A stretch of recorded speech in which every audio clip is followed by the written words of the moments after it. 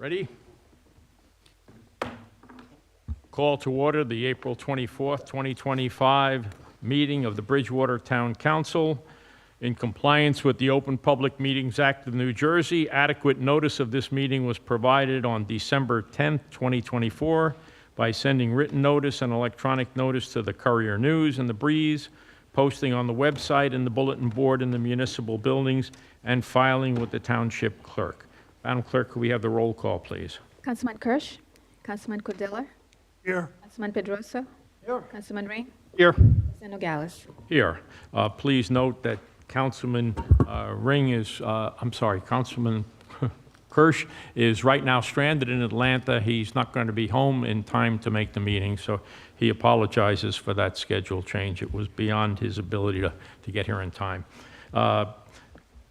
Councilman Ring, would you lead us in the pledge? For those who, if you can stand, please join us in the Pledge of Allegiance.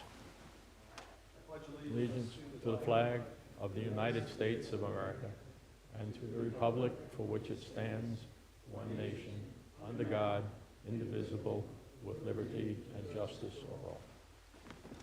Thank you. We have minutes for approval of April 3rd regular session. Has everyone had an opportunity to look at it and offer any comments as required? I will be recusing because I was not in attendance. Could I have a motion on the minutes? To accept them. Second. Okay, all those in favor? Aye. Aye. Recuse? Aye. Thank you. Okay, Township Council reports. May we start with Councilman Pedrosa, please? Thank you, sir. Good evening. Good evening to everybody here this evening. Happy you're here. Welcome to our council meeting. First of all, I guess my question for Mr. Pappas, is there an update on the budget? Yes, we will have momentarily. Okay, fantastic. So I'll leave it at that. A couple of things I want to report. Spring season has started in Bridgewater for a lot of different recreational programs. I attended the Bridgewater baseball opening day with Councilman Ring. It's actually, the weather held out just in time. It started to rain at the very conclusion of the ceremony, so God blessed us. Soccer has also started. I'm coaching my first graders this year again, so I look forward to doing that. Attended the Somerset County Governing Officials meeting, and also I was elected Executive Director. So I'm currently the Executive Director and also the President of the Somerset County Governing Officials. You're all welcome to attend our next meeting, and I hope you do. The Governing Officials is the only organization in Somerset County that I'm aware that's actually bipartisan. Members from all political parties are welcome to attend and do so. It's a great social gathering for people across the aisle to talk and discuss issues. I hope everyone had a very happy and healthy Passover for those that celebrate, and also obviously Easter. And I just want to acknowledge the fact and share my condolences to the Catholic community for the passing of Pope Francis. Although I am Christian, I'm not Catholic, but I did find Pope Francis to be a man of great humility and compassion, and I was always impressed just by his willingness to accept everybody and not judge, which I think is the message of Jesus. I want to also mention that, I don't know how many of you know, but Officer Noah Allett, who was our hometown police hero, who courageously went into a burning car fire on March 5th, 2025, was recognized by the National Law Enforcement Officers Memorial Fund as their Officer of the Month for March. So congratulations, Officer Allett, and thank you for your service to our township. Just a quote from William Alexander, CEO of the National Law Enforcement Officers Memorial. He said, "Officer Allett's actions reflect the dedication and service that law enforcement officers demonstrate across the country. His willingness to act without hesitation under dangerous conditions represents the highest standard of public service that law enforcement show daily." End quote. I did meet 2 weeks ago, I had a meeting with Mr. Pappas and our planner regarding affordable housing. So I have a brief statement on affordable housing. New Jersey's affordable housing mandates, handed down by an overreaching state Supreme Court and codified in state law, are too often treated like one-size-fits-all solutions, but they ignore the crucial truth: not every town is the same. Here in Bridgewater, one of our greatest assets is our character, our peaceful neighborhoods, our careful balance between open space and residential areas, and the strong sense of community we've all worked so hard to build and preserve. The state's mandates, however, push for high-density housing in areas never designed to handle that level of growth. This isn't just about new buildings, it's about altering the very identity of our town. The charm, the tranquility, the reason so many of us choose to live here, all of that is at risk. And with higher density comes real consequences. More people means more traffic. What was once a quick drive across town could soon become a gridlock. Commutes will get longer, streets more crowded, and frustration will mount. But it doesn't stop at traffic. With rapid population growth, our public services, police, fire, rescue will face more calls, lower response times, and greater stress. Our infrastructure, roads, sewers, utilities, simply wasn't built for this kind of pressure. Upgrades would cost millions and take years. And who would pay for that? Well, we would, likely through higher municipal, county, and school taxes. Here's the bottom line. The state increases our housing obligations, but provides no additional funding. We're left to pick up the pieces, financially, logistically, and culturally. That's why local control is crucial. Municipalities like Bridgewater must have the authority to determine how best to meet housing needs without sacrificing everything we've built. Affordable housing should be thoughtfully integrated, not recklessly imposed. Unfortunately, the Democratic majority in Trenton, including Governor Murphy, has pushed these mandates forward, while leaders like Senator Doug Steinhardt and Assemblyman DeMaio and Peterson have fought back. The reality is, until we have a Republican majority and governor, towns like ours remain at risk. But we can't just wait and hope for a future legislature to save us. We need solutions now. Over the past several months, I've spent a great deal of time considering how Bridgewater can best protect itself. I believe the smartest, most sustainable path forward is for Bridgewater to take this issue into its own hands. Instead of depending on developers who often insist on building 10 or more market rate units for every affordable one or two, we can take a different approach. Let's build the minimum number of affordable housing units required by law ourselves. Now, I'm not saying this is easy. It will take hiring expert consultants, dedicating township resources, and bonding millions of dollars to fund the construction. But here's the key difference. When we build, we own. These units will have real market value. They can be rented or eventually sold. And the return on that investment goes right back to the taxpayers. But just as important as the financial return is the control it gives us. We decide the number and the type of affordable units. And in doing so, we can dramatically reduce the impact on Bridgewater by avoiding hundreds or even thousands of high-density apartments pushed by outside developers. 2 weeks ago, I had a meeting with our township administrator, Mr. Pappas, and our planner to review multiple proposals. Many of them involve contributing millions of taxpayer dollars towards private development. Yet we would own nothing. No equity, no financial return, just a completed project that may or may not reflect our town's vision. If taxpayers are going to spend millions on affordable housing, then they deserve to see a return on that investment. And the best way to ensure that is for Bridgewater to own what it builds. This way, Bridgewater maintains both control and has assurances of a financial return. This isn't about growing government for the sake of it. I'm not in favor of that. But this is about protecting our town's future. If we allow these mandates to shape Bridgewater unchecked, we risk permanent damage to the community we love. Let me be clear. I don't yet know if this is the cheapest solution.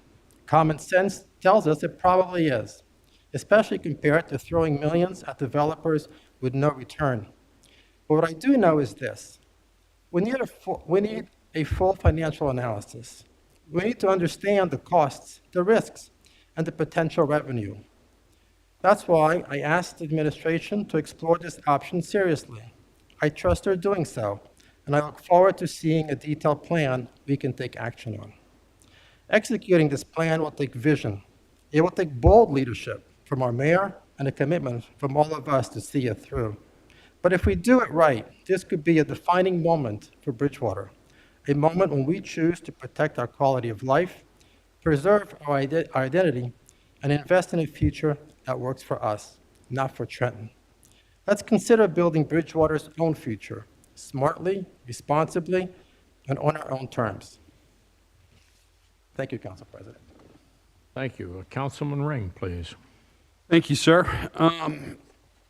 As Councilman Pedroso mentioned, joined him in attending the recent opening day festivities for the Bridgewater softball organization. As he mentioned, the weather did hold out just in time. It's always an enjoyable event to see the kids on opening day. As a follow-up to topic broached last year, regarding better coordination between the town, the county, and the state as it relates to different construction projects. I understand the administration recently had a meeting with the state DOT to talk about some of those challenges.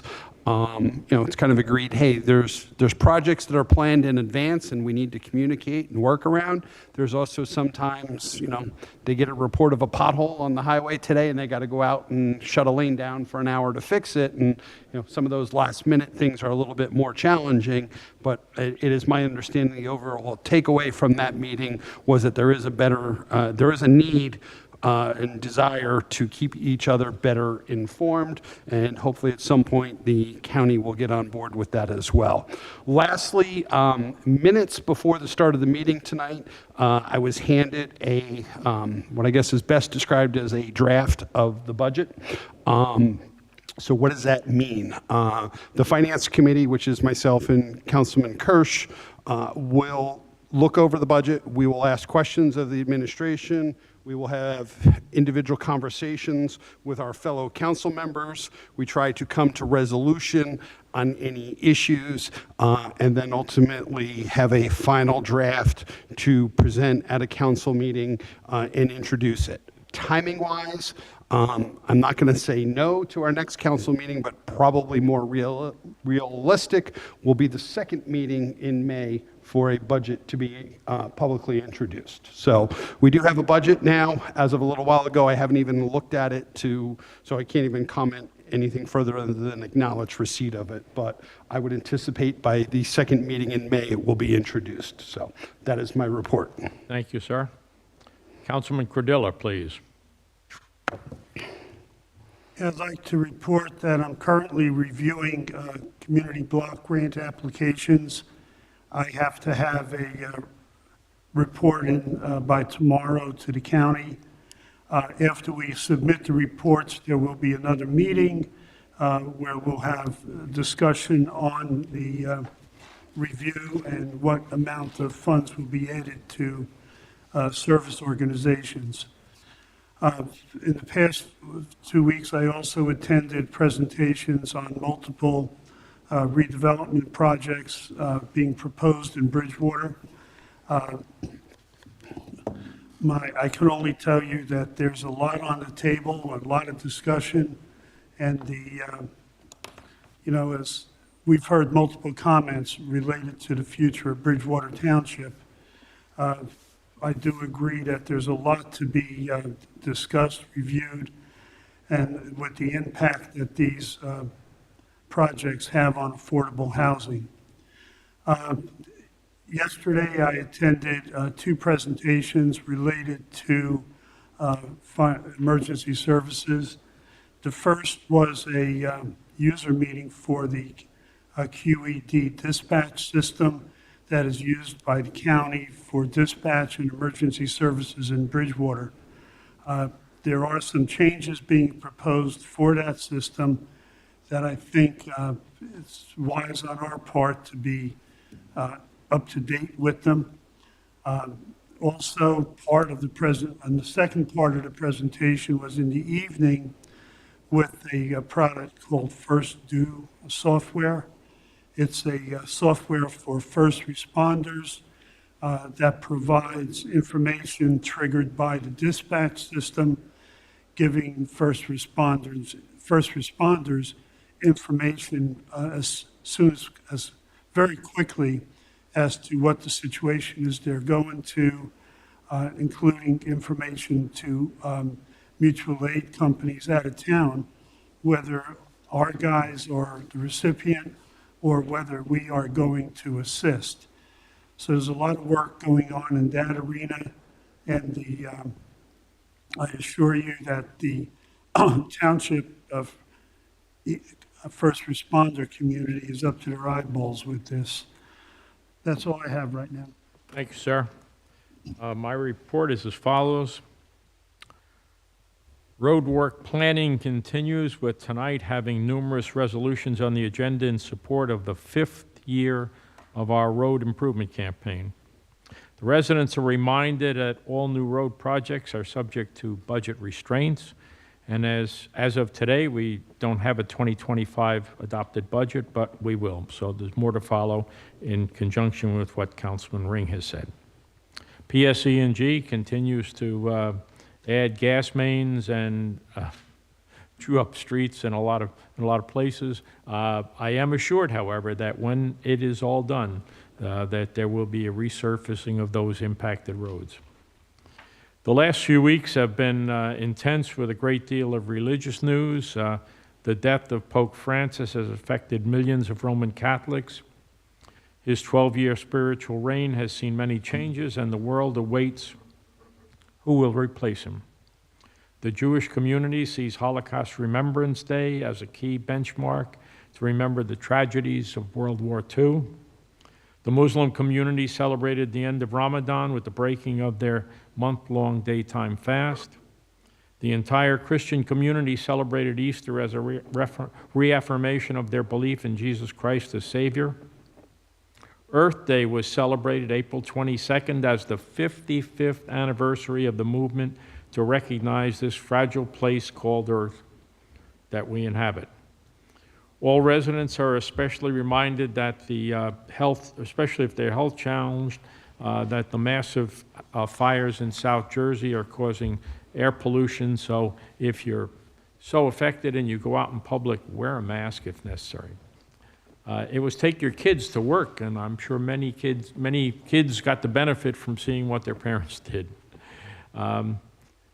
As has been previously mentioned, redevelopment plans in Bridgewater continue and will impact numerous locations in our town. For those of us who remember chalkboards in the schools as opposed to dry erase boards, there is a special happening on Tuesday, May 6th, starting at 3:30 in the afternoon. That is the day that Shades of Gratitude will take place. Mayor Mensch would like to invite Bridgewater Raritan and students, parents, and teachers to participate in a courtyard transformation by our students. That's the courtyard right outside, in honor of their teachers. Lots of colored chalk will be available for our students to use the courtyard pavement as their canvas. So mark your calendar, May 6th from 3:30 to 5 o'clock. That is my report. Mayor's report, please, sir. Thank you very much. As Councilman Ring pointed out, a draft budget has been presented to him and the other member of the Finance Committee. As you may recall, Mayor Mensch, when he was here a few meetings ago, made the commitment to present a budget in April, and that has been done. I think I briefly reported at another meeting that at the urging of Councilman Cardilla, we are pursuing a federal grant for radios for our emergency responding community. That would be for our police, fire, and rescue. Our Deputy Administrator, Scott Stevens, was a participant in a virtual meeting with staff from a congressional delegation from New Jersey who are advocating for this grant for Bridgewater, and we hope that we will be successful. The council received a memo from Mr. Stevens earlier in the week regarding a concept that the state of New Jersey is pursuing called Film Ready New Jersey. And that is an effort that the state government has undertaken to assist local governments to go through a process to make them perhaps more attractive to the industry, filmmaking industry, whether it's for television, movies, or documentaries, or commercials. So we are beginning that process. At some point, we will come to the council for a presentation, perhaps either a resolution or an ordinance, but appreciate if anyone has any questions to pass those on to Scott or myself. This Sunday, there is the annual Earth Day and Arbor Day observance here in Bridgewater Township. It will take place at, I think it's Crim Park, correct? And I think it's 2 p.m.? Chimney Rock, I'm sorry, thank you. And I think it's begins at 2 p.m. It's been a very successful event for the last several years, and encourage members of the public to participate. Lastly, affordable housing was mentioned. The very complicated process that the state government has foisted upon municipalities is one that we have been in the midst of. Several of you have reported about that tonight. Back at the end of January, this governing body approved a resolution which was required by the state legislative initiative for us as a township to determine how many affordable units we think is appropriate based upon the formula contained in the legislation. You recall the Department of Community Affairs originally issued a guidance document that identified, I think it was 474 units that they determined was the number for Bridgewater. We, as a township, engaged a consultant. They reviewed the report that DCA presented and determined that it was flawed, as they determined that there were sites such as the Grass Median on Route 22, the Reservoir, Camp Cromwell, and other sites were developable. So the number of acres that we identified through this report was 126 acres less than the DCA report, and that is how, through the analysis that they conducted, 417 units was the number that we believed was the correct number, and that was what figure was included in the resolution. Since then, a very complicated process has ensued. There's a retired judge, Tom Miller, serves as the chair of the program that it's called, and recommended with a consultant that he had, a planner, a professional planner, that 421 was the appropriate number. And that was affirmed by Judge Menon, who is this vicinage's affordable housing judge.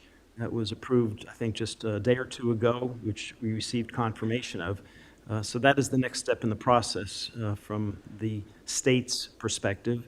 We have a number of steps to take. The council will be discussing some of this in closed session tonight, but just wanted to ensure that the public understood that the process has begun, and these are the figures that we're working from.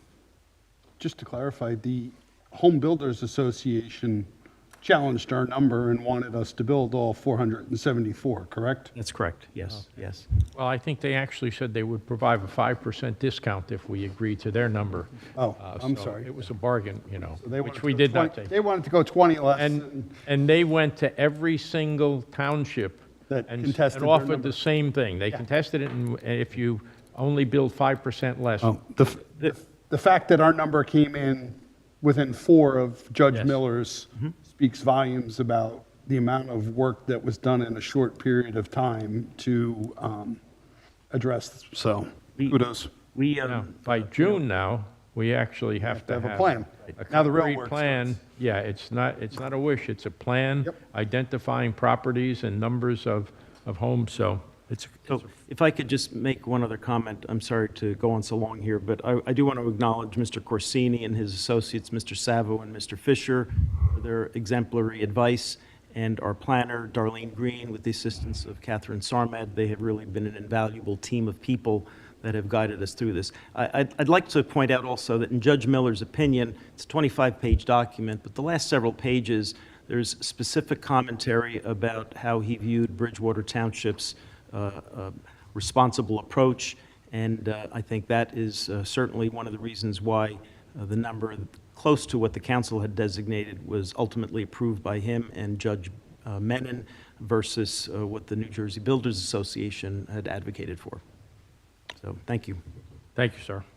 Okay, we're moving to item number 7. There are no proclamations. Item number 8, there are no presentations. Number 9, meeting members of the public wishing to address the council on any matter will be allowed 3 minutes to speak unless there are unusual circumstances. May I have a motion, please, to open to the public? So moved. And a second, please? I'll second it. Okay, all those in favor? Aye. Aye. Okay, folks, we're open to the public. If you'd like, please come forward, sign in, and speak close to the microphone so that we can all hear you.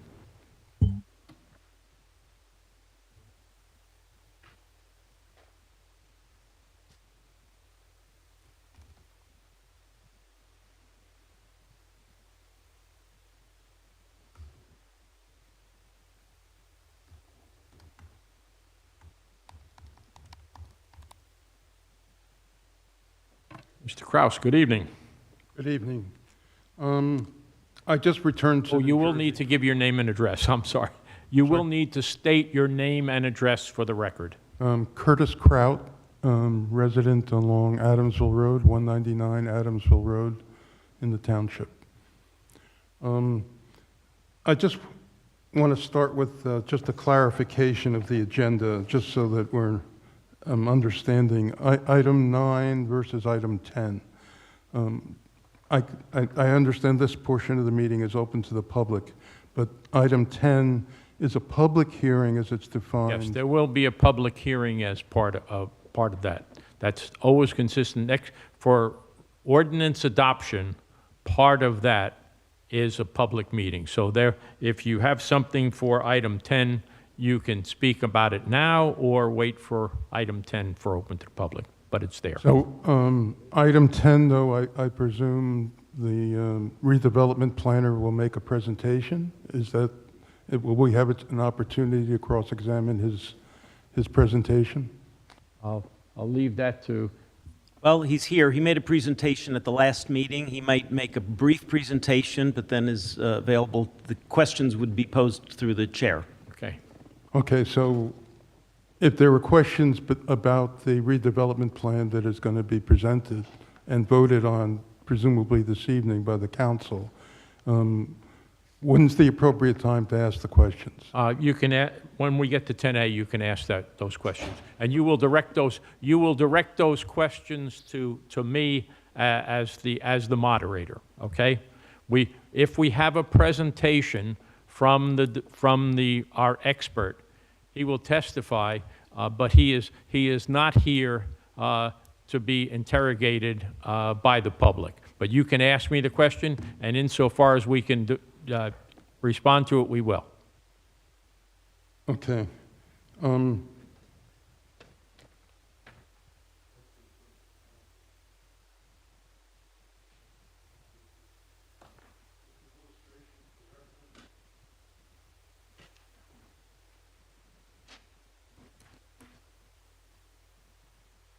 Thank you.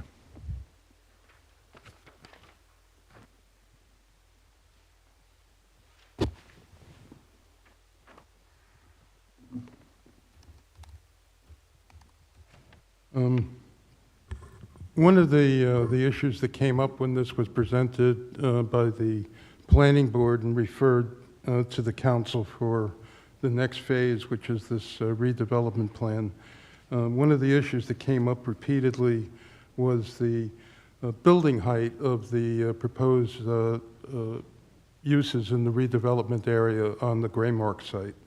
And this illustration I just handed out to you, just for reference, this is from 2020, I'm sorry, from 2006.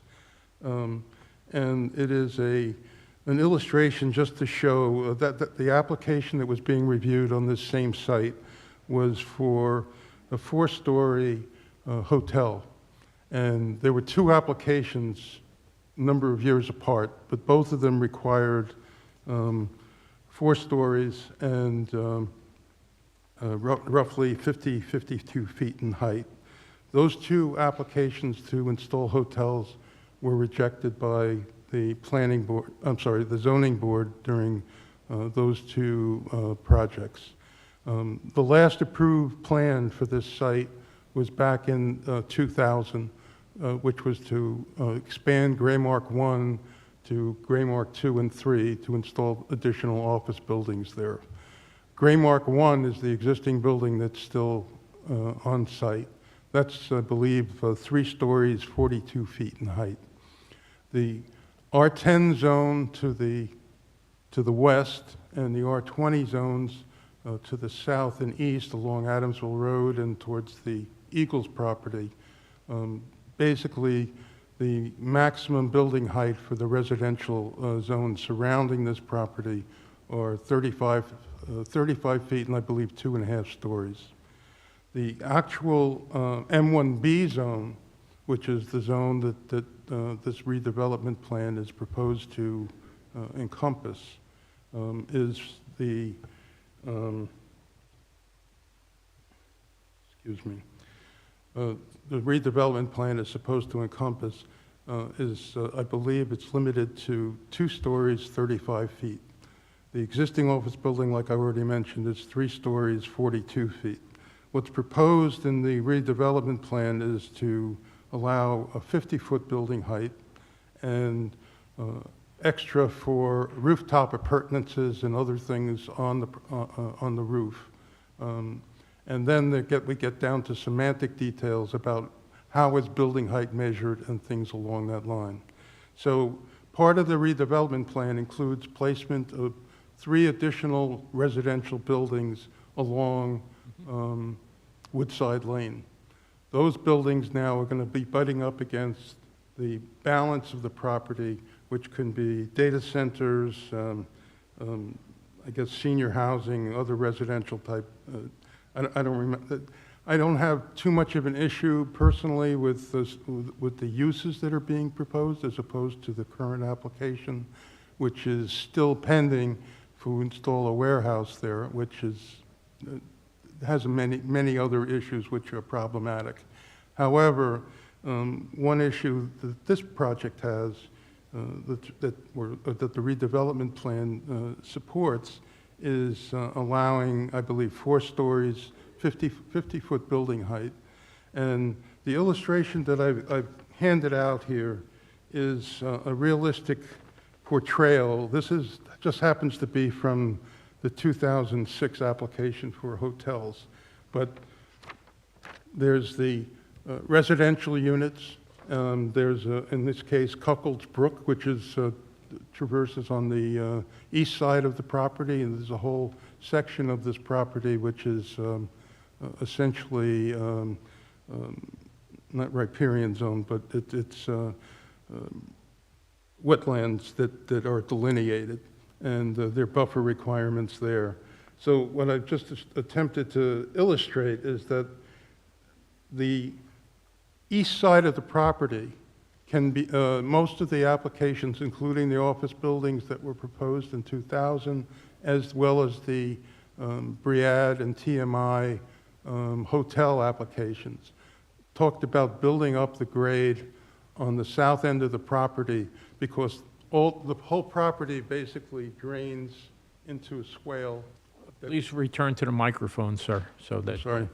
The whole property, the intention of the layout, at least the way it's been, and I believe they still intend to use that for any further development on the property, is to do whatever stormwater management and such that may be additionally required compared to what existed years ago, but also to drain the property towards the south border where there's a swale that was installed back in 2000. So bottom line is that in order for that to happen, the grade needs to be brought up. That's this, well, it's green on mine. I only had one color copy. But, so this is the wetland area in here, and the proposal was to build a retaining wall and then put fill material to level the whole property out so that water doesn't drain through the through the wetland area, but rather goes back in a more controlled way through the water quality swale that exists along the southern border.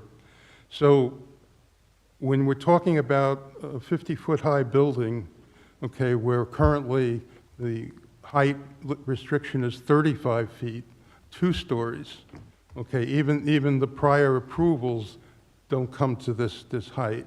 And now we're talking about 50 feet plus additional, I believe it was 8 or, I don't remember the exact number that's in the redevelopment plan.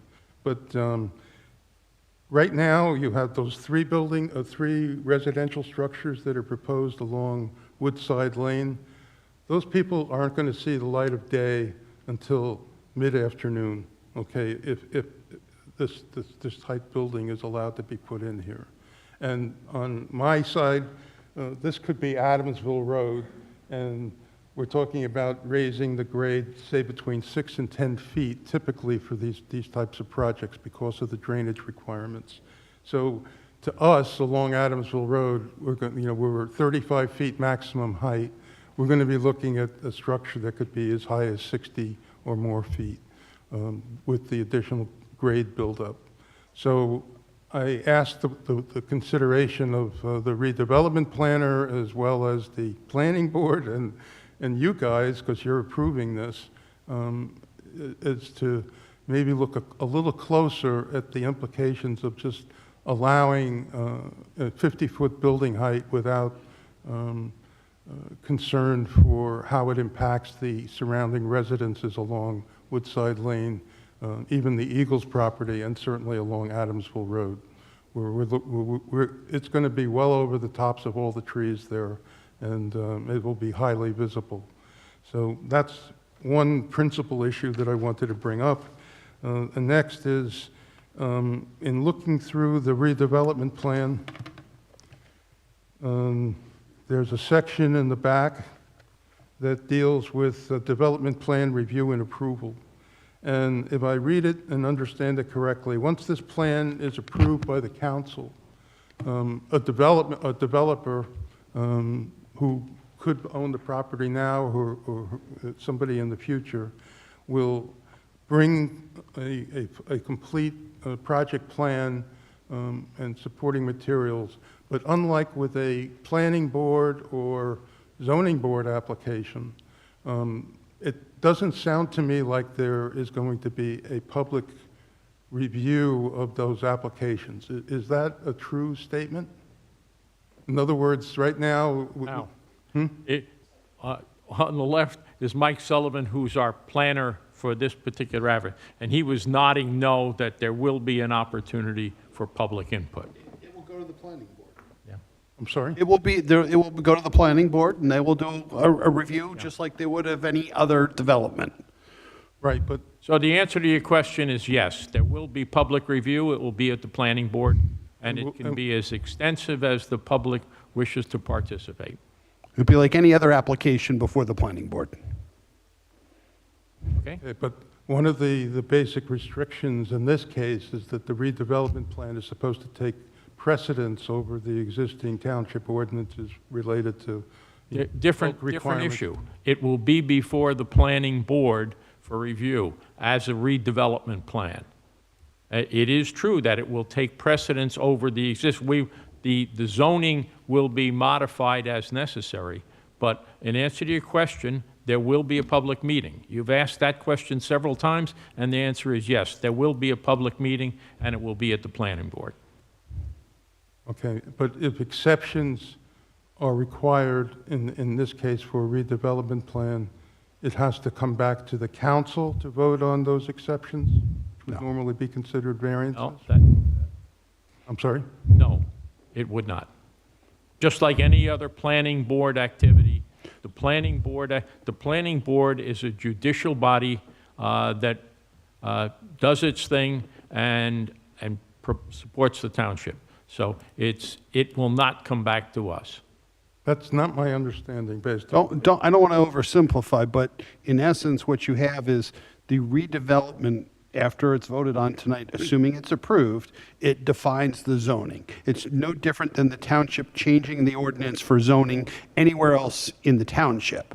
Now, if someone wants to build, they still have to go before the planning board and submit a site plan within those parameters. Now, if they decide, hey, we want to adjust something further from what was approved in the redevelopment, then that could require a variance and potentially, depending upon what they're looking to do, coming back. But in essence, if they're operating within the zoning defined, it still goes before the planning board. They vote on it.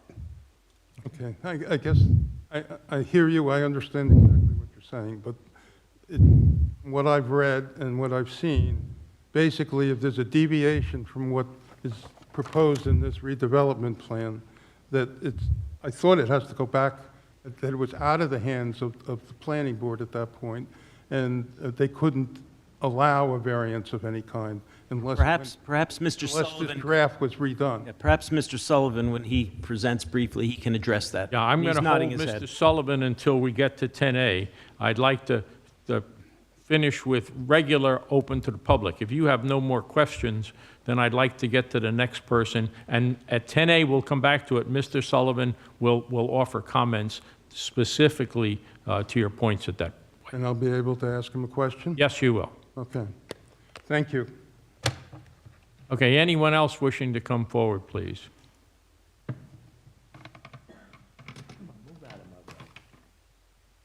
Sorry, hang on a I second. want to talk about I'll wait until you get to the microphone. my name and Wait, get to the microphone. My name's Oreste Boloma. You want me to spell it? Oreste. I want to talk about quality of life that Philippe brought up. Bridgewater, when I moved out here 40 years ago, the quality of life was excellent. Now the quality of life is down the tubes. And we can talk about traffic flow, because I live on Adamsville Road. With all the signs, weight limit and everything, nothing's done. It's a joke, okay? I've talked to the police department, and they don't want to do anything, and they still won't do anything. They'll sit on the road, and they don't do much. The other item in the township is flooding. It's a big issue in this township, and nothing is being done. And I'd like to see something being done about flooding. Everybody says, I have to call the DEP when I see something funny. It shouldn't be my job, but it is my job to make sure that something's done and it's done right, because the township won't do anything. It's not their, I guess they don't own a stream. The stream belongs to the state, so it's the state problem. At least they handle the problem. It was above 22. There was a pipe under the stream that was broke, and it was always flooding the stream. The stream normally dries. It didn't dry for like 4 or 5 years. I see these problems, my mayor not doing his job, not project managing the township in terms of getting work done. And that's where my problem is. And I will get a chance to talk to him one day, too, to find out what his goal in life is. Because I don't see it. I spend money, my taxes have gone up, my sewer bills have gone up, and nothing's being done.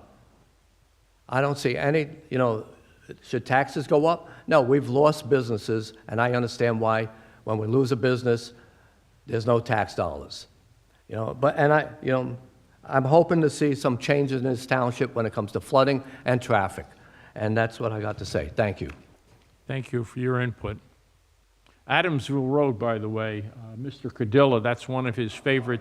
Mr. Cordilla, Adamsville Road, by the way, is a road that he has spoken of many times, and he has been the lead person in ensuring. Nothing's been done, but.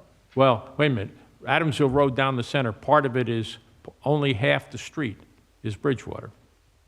No, the whole street is Bridgewater. Both sides of Bridgewater, because you got Chelsea on one side, that's Bridgewater.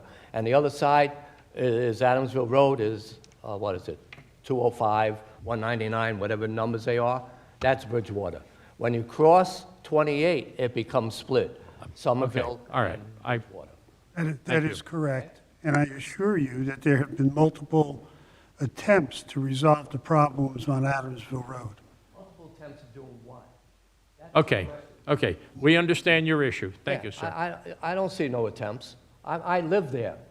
I scream at the truck drivers, asking them if they know how to read, because if it says weight limit, 4 tons, and you see a tractor trailer coming down the block, guess what? I saw a cop one day watch the tractor trailer go by. I said, "You're gonna stop him and give him a ticket?" No. And yet, that happened in Somerville one time. The cop stopped him. He told the guy, either back out or I'll give you a $500 fine. The guy backed up and he apologized to me because I was screaming at him too. Thank you. Anyone else wishing to address the council? My name's Christina Lennick. I live on Foothill Road. Okay, so I might not be in Council the right meeting. spot. So can I ask a question before I? Okay, so the travel basketball through the recreation, do you have any control over if they have that program or not that program? The travel basketball? The Recreation Department is involved. What's your specific question, ma'am? Oh, so okay, so I wrote it, I typed it, so that's why I could do it. So we were told that there might not be a travel recreation basketball program next year, that they're thinking of cutting that program. I don't have any specific information about that. I don't know. Okay, so how do I get that to not occur? Like who can I write, or who can I, I don't know where to go with that information. well, I Like the can rec give- said, we might cancel the program. I can give you my card, and I can learn a little bit more about your specific concerns, and then I can try to do some research for you. Sure, I mean, I'm happy, I don't know if this is the right forum, does that make sense? Like, I thought the mayor was here, I thought he had a part of it, I don't really have any.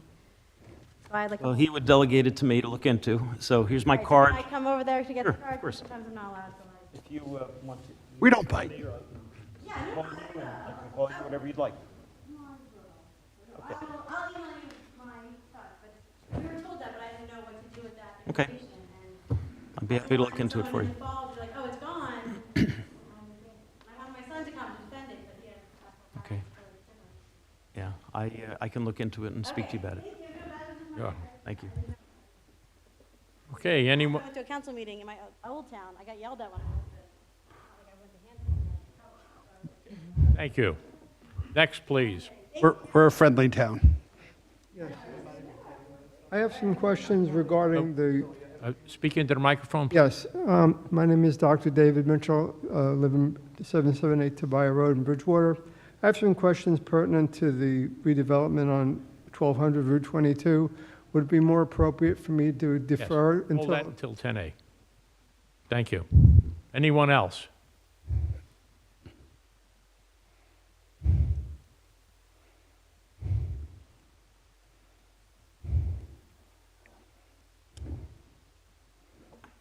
Good evening. Good Kathy evening, Franco. Mrs. Franco. Okay, a few issues. One is, Oh, please state your name and, I'm sorry, Kathy Franco, Weemac Road, Martinsville. I'm disappointed that even though the budget has been presented to the Finance Committee of this council, it's not yet available to us as residents. Raritan, I believe, has already voted and approved theirs, and I think Warren has introduced theirs within the past week. The grant for Camp Cromwell. My question is, within what time frame must we claim those grant monies? I understand, I believe Mr. Pappas said when I asked previously that we have to spend the money to get it repaid to us.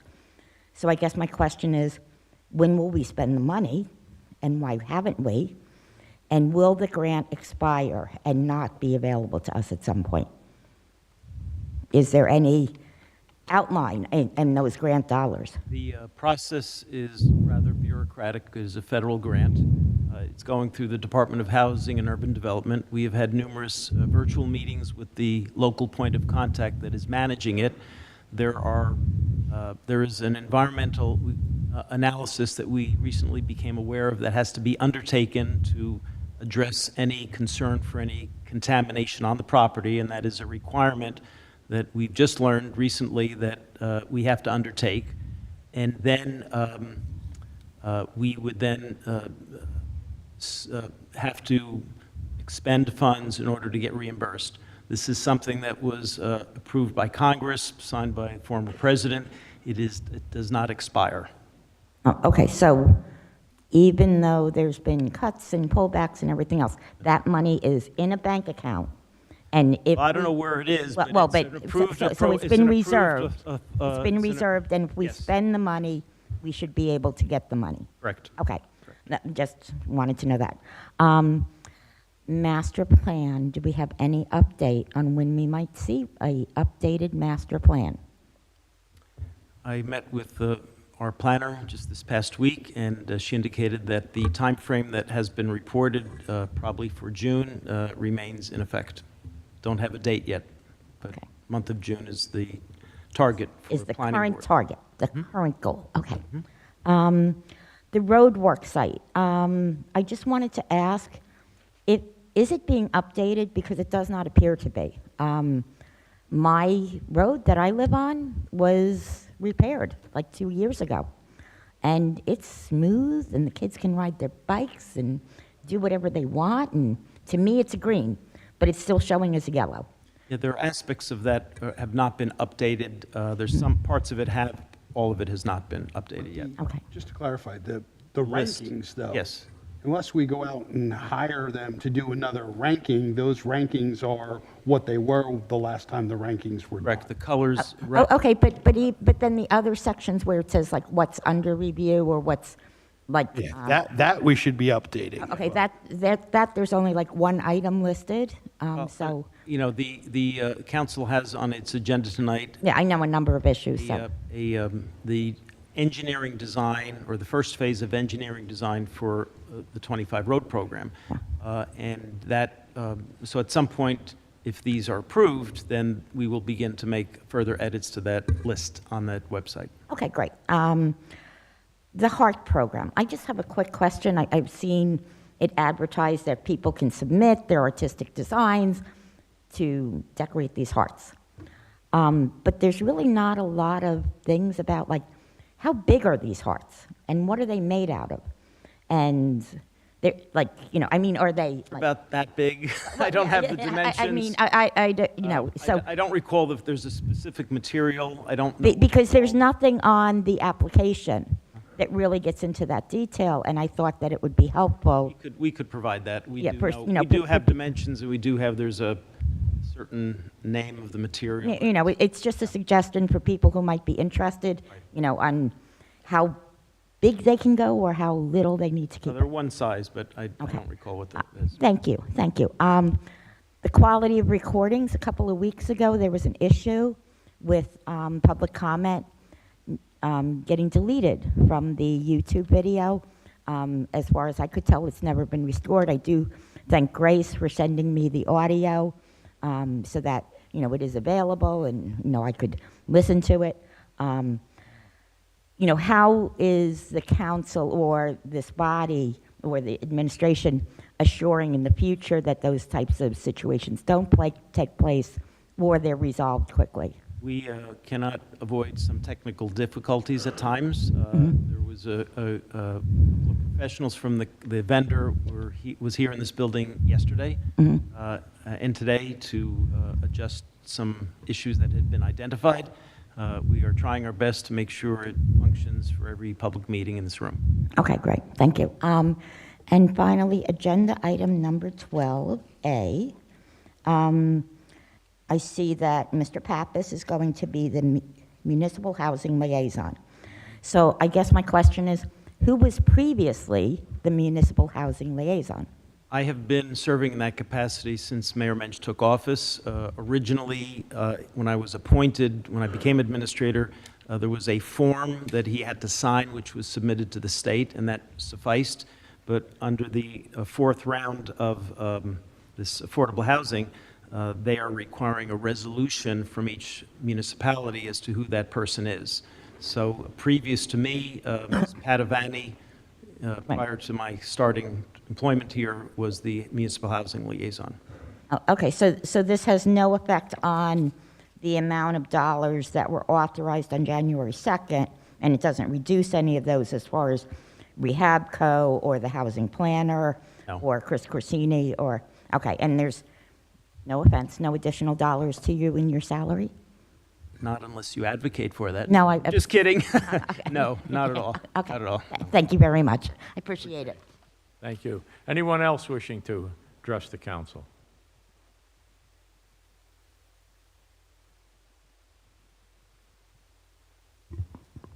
John Arcoli, 1110 Washington Valley Road. Tonight's show and tell, I got a handout for the council members.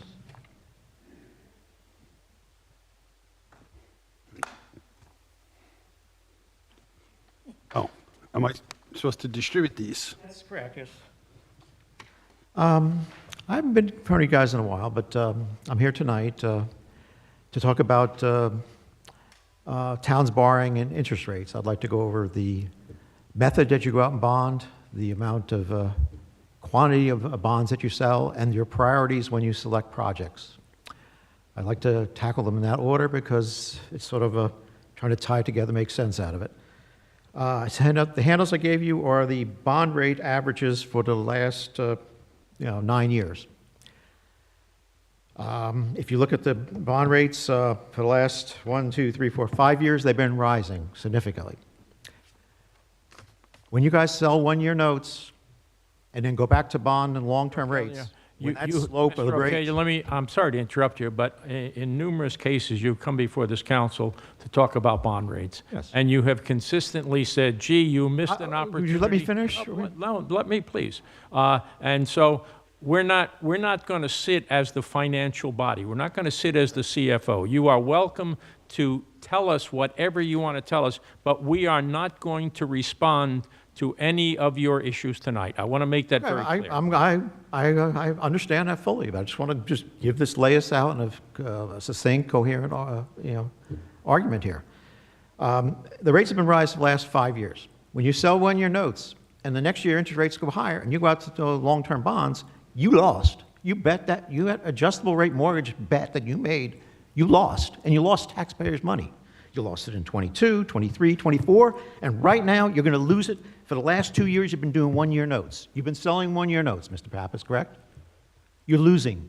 You could have done it 2 years ago. You could have done it, 1 year ago. Every year that you go one-year rate bonds, you're losing like an adjustable rate mortgage. You've lost the taxpayers' money, hundreds of thousands of dollars, just in the last 1 or 2 years. 1 year you lost $2.5 million in extra interest payments for this town. That's the method of what you should borrow. You shouldn't be betting on what interest rates will do. You should go out and bond for those things that you need. Now we're going to the second part, is the amount of borrowing you have.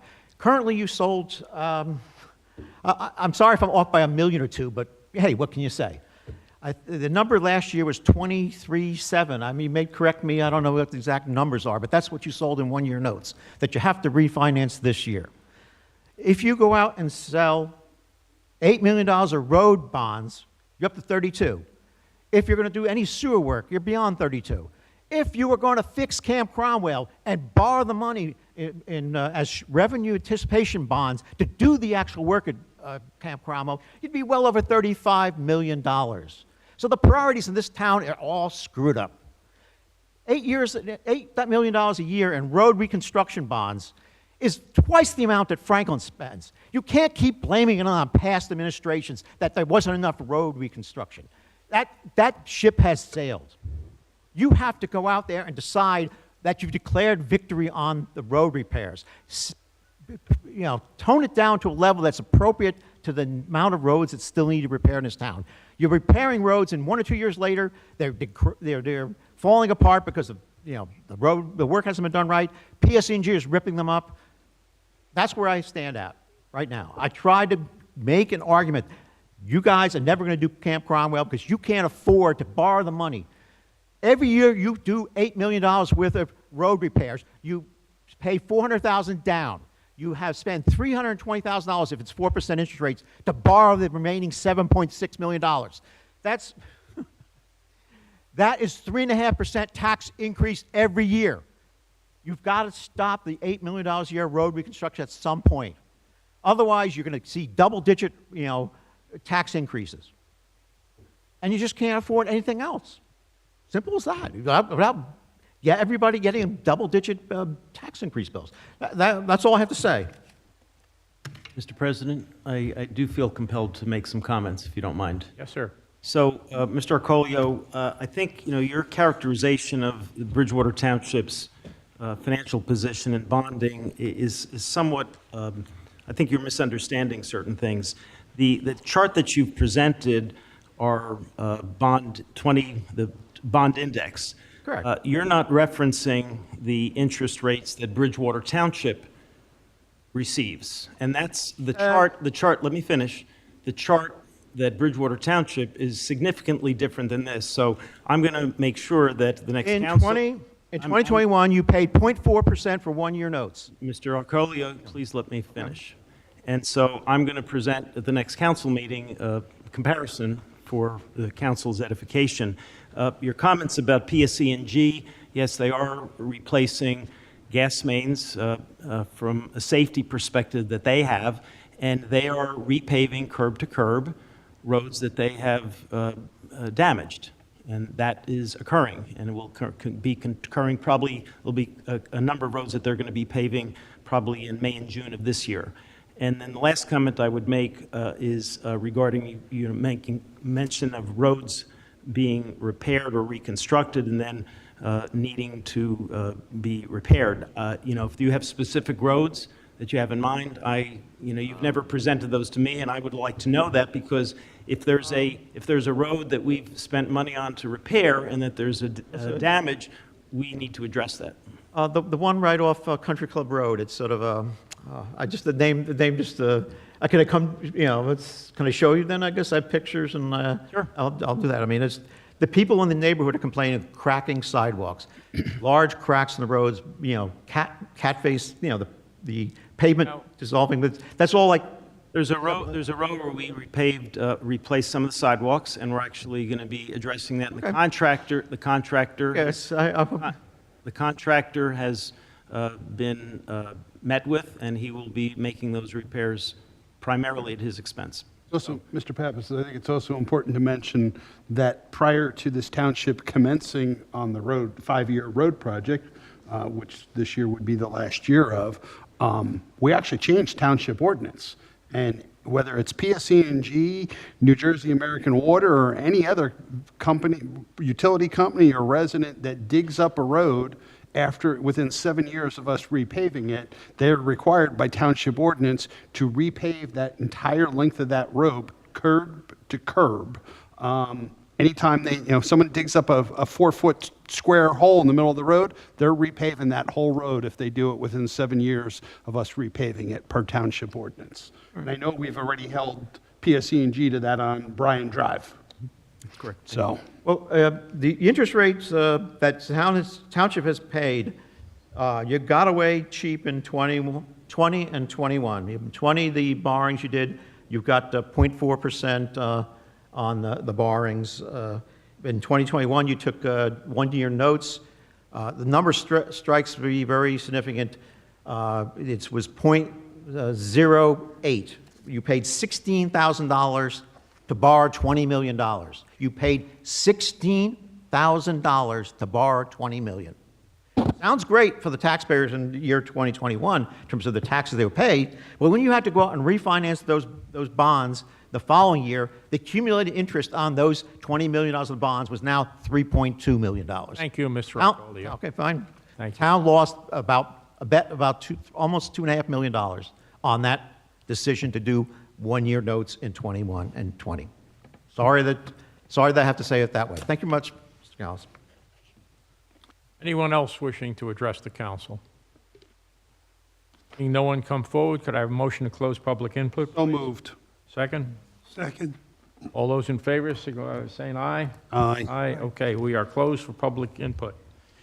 Okay, we are now moving on to item 10, which is public hearing and final action ordinance, an ordinance of the Township of Bridgewater adopting a redevelopment plan for Block 221, lots 1.02, 1.03, 1.04, 2, and 2.01, also known as 1200 Route 22, and adding definitions to Section 126-2.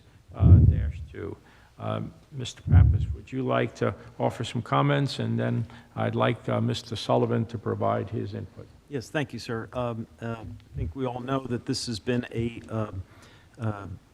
matter that the council and the planning board have been addressing for a number of months. We've had the benefit of Mr. Sullivan's expertise in preparing initially an investigation in response to a planning board directive, and then subsequently a draft plan, which the planning board approved and recommended for this council to consider. At the I think the last meeting, Mr. Sullivan was here and made a very lengthy and detailed presentation, and he's here again tonight to perhaps do a very abbreviated version of that and perhaps address a couple of the issues that had been raised then. Mr. President, Yes, can I make a suggestion? you certainly may. Would we be better off opening to public hearing first to hear residents' questions and concerns so that we can follow up with Mr. Sullivan? Mr. Sullivan may resolve some of their Okay, questions fair enough. in his presentation. I'm not sure. but Okay. We'll see. By the way, we also have in the audience the gentleman who intends to build a data center sitting back there. I know I didn't get your name correctly, but maybe we'll hear from you in a few minutes. Anyway, come on up, Mr. Sullivan. Thank you. Good to be with you. For the record, I'm Michael Sullivan, principal with Clark Caton Hints in Trenton, New Jersey, redevelopment planner for the township. So thank you for the history and update. I appreciate that. We're here to talk about the Graymark office redevelopment plan for public hearing and adoption by the governing body tonight. This plan, as Mr. Pappas said, it was designated as a redevelopment area in December of 2024, December 5th, by the governing body. On March 18th, there was a planning board meeting at which time the planning board reviewed the draft plan, made some comments, and ultimately found that the plan was consistent with the master plan.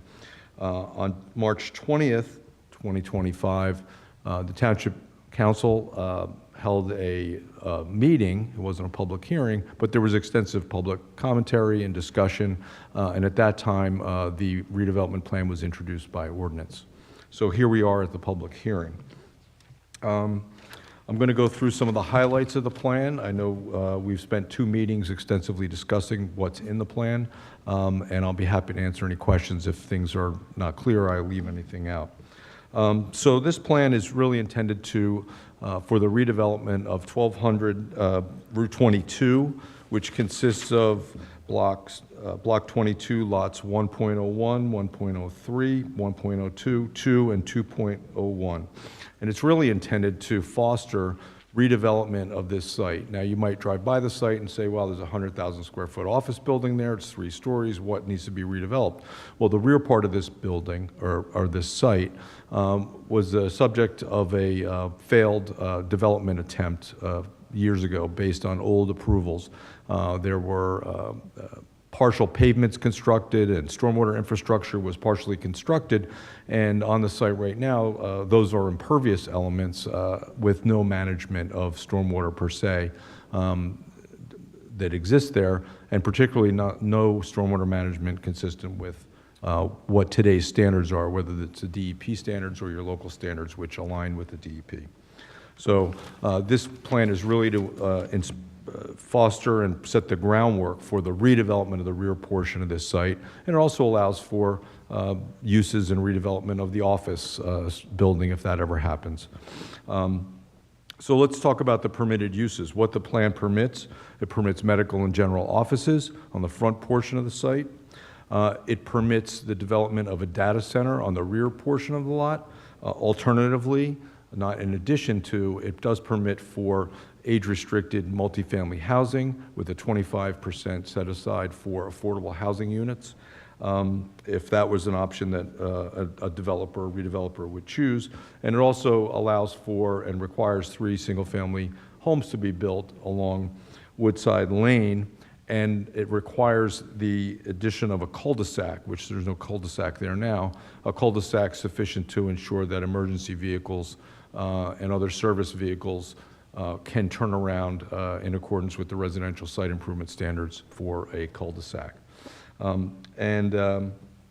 In addition to the cul-de-sac, there are other requirements.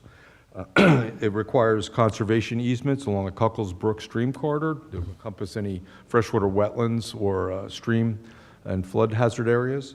It requires buffering in the rear of the property and along the sides to the residential districts and uses.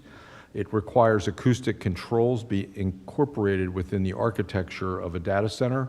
And it also requires an impact study be undertaken, and that post-construction mitigation may be required if after construction there's determined to be any sort of negative impacts that can be addressed through mitigation. In addition to the acoustic controls, there are also communications impact requirements, whereby there needs to be a study of the existing wireless and cellular communications in and around the site, and that based on that, there would be planning within the site plan, and post-construction, if there were any issues, then there would have to be post-construction mitigation. And the plan also recommends that any of those studies be built into any redeveloper agreement with the township as part of the obligation of the redeveloper. Additionally, there's no access permitted, no vehicular access permitted to Adamsville Road to try to ensure that new vehicles aren't coming on site. If it's a data center, we wouldn't anticipate that there are going to be lots of vehicles, but nonetheless, that is not permitted. It requires conformance with the new and most recent NJDEP stormwater management standards and flood control, as well as the townships. It should hopefully, with redevelopment here to those new standards, make any negative conditions that are existing because of the existing uncompleted stormwater management and the impervious coverages out there, hopefully make those situations better. At least that's what the township engineer explained at a previous meeting. I believe that's pretty much the overview of it. There was a question tonight, I think, that I would like to answer, and then the council can ask me anything you want to ask me about this. But the issue of whether or not this goes to the planning board or the council, any redevelopment plan under this, pursuant to this plan, would first have to go to be determined by the governing body to be consistent with the master plan, or consistent with the redevelopment plan. A redeveloper could not just go to the planning board. They would have to come and get a certification through the township that it is consistent, substantial consistence. Once that's done, and there's a redeveloper agreement in place with this redeveloper, then they could proceed to the planning board for approval. This redevelopment plan has mandatory requirements in it, and it also has use requirements in it. If they were to deviate from the mandatory requirements, such as the buffering or the acoustic things or the cul-de-sac, then they would have to have the only way they could have deviations from those would be through an amendment to the plan, which only can be done by the governing body. If they wanted a use that wasn't permitted, they would have to come back and get a plan amendment, and the township council would have to decide that. Any other deviations analogous to a C variance, if you're familiar with the planning board pursuant to the land use law, or design exceptions, may be granted by the planning board, all right? But there is a public hearing, it's a major site plan, and most likely a subdivision with it because there are multiple lots here. And so that is the procedure that would happen with a redevelopment site plan for this site. If I may, you've mentioned data center, and we have discussed data center and mentioned it weeks by weeks.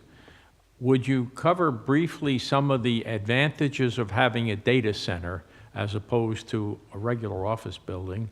And sort of a two-part question. You heard the issue in terms of the height of the building, specifically if it is a data center, why the building has to be literally as high as it is. Okay, so your first question, I'm sorry. What's the benefits of Benefits having of data center, a data okay. center I was as focusing on the height.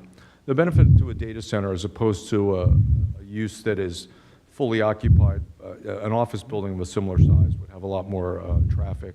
Presumably, even with people working in hybrid situations, you would still have traffic. If you go by the existing 1,200 building, the last time I was there, the parking lot was probably half full to three-quarters full in the daytime. So there's more traffic. There's a general intensity of the use that would be greater with an office building, with people maybe walking around or activities, or also lights. If people are working at night, there would be lights and windows and things like that. With a data center, you don't have those types of things. It's a sealed box for the most part. So you have less traffic, less activity, less intensity, and if everything else goes together, it would feel like a less intense use. In terms of the height, we've looked into this, and I feel like I was at a loss last time because Councilman Perdoso, Vice President Perdoso, raised the question of why we needed that height, and I didn't really have the answer at that time. So I dug into it, I talked to the owner, and I tried to get a sense of how these floor-to-floor heights work. And what I learned was that there's a lot of cooling materials or equipment that goes into it. Sorry, I'm shuffling my papers here. There's cooling that's required. And it starts with the desire to have server racks that are in the range of 15 feet in height, okay? And you need airspace above that. And the higher you go, what I learned was the higher you go in terms of servers, the more heat builds up at the top. So you need air around the top, and there are utilities in the base of the floors as well. And so it seems to me that after looking at that research and hearing from, I did speak with the owner of the property, potential redeveloper for the data center, that they do need 25 feet per floor as a bulk standard in order to accommodate the server racks and the cooling systems and the structure that goes with those floors.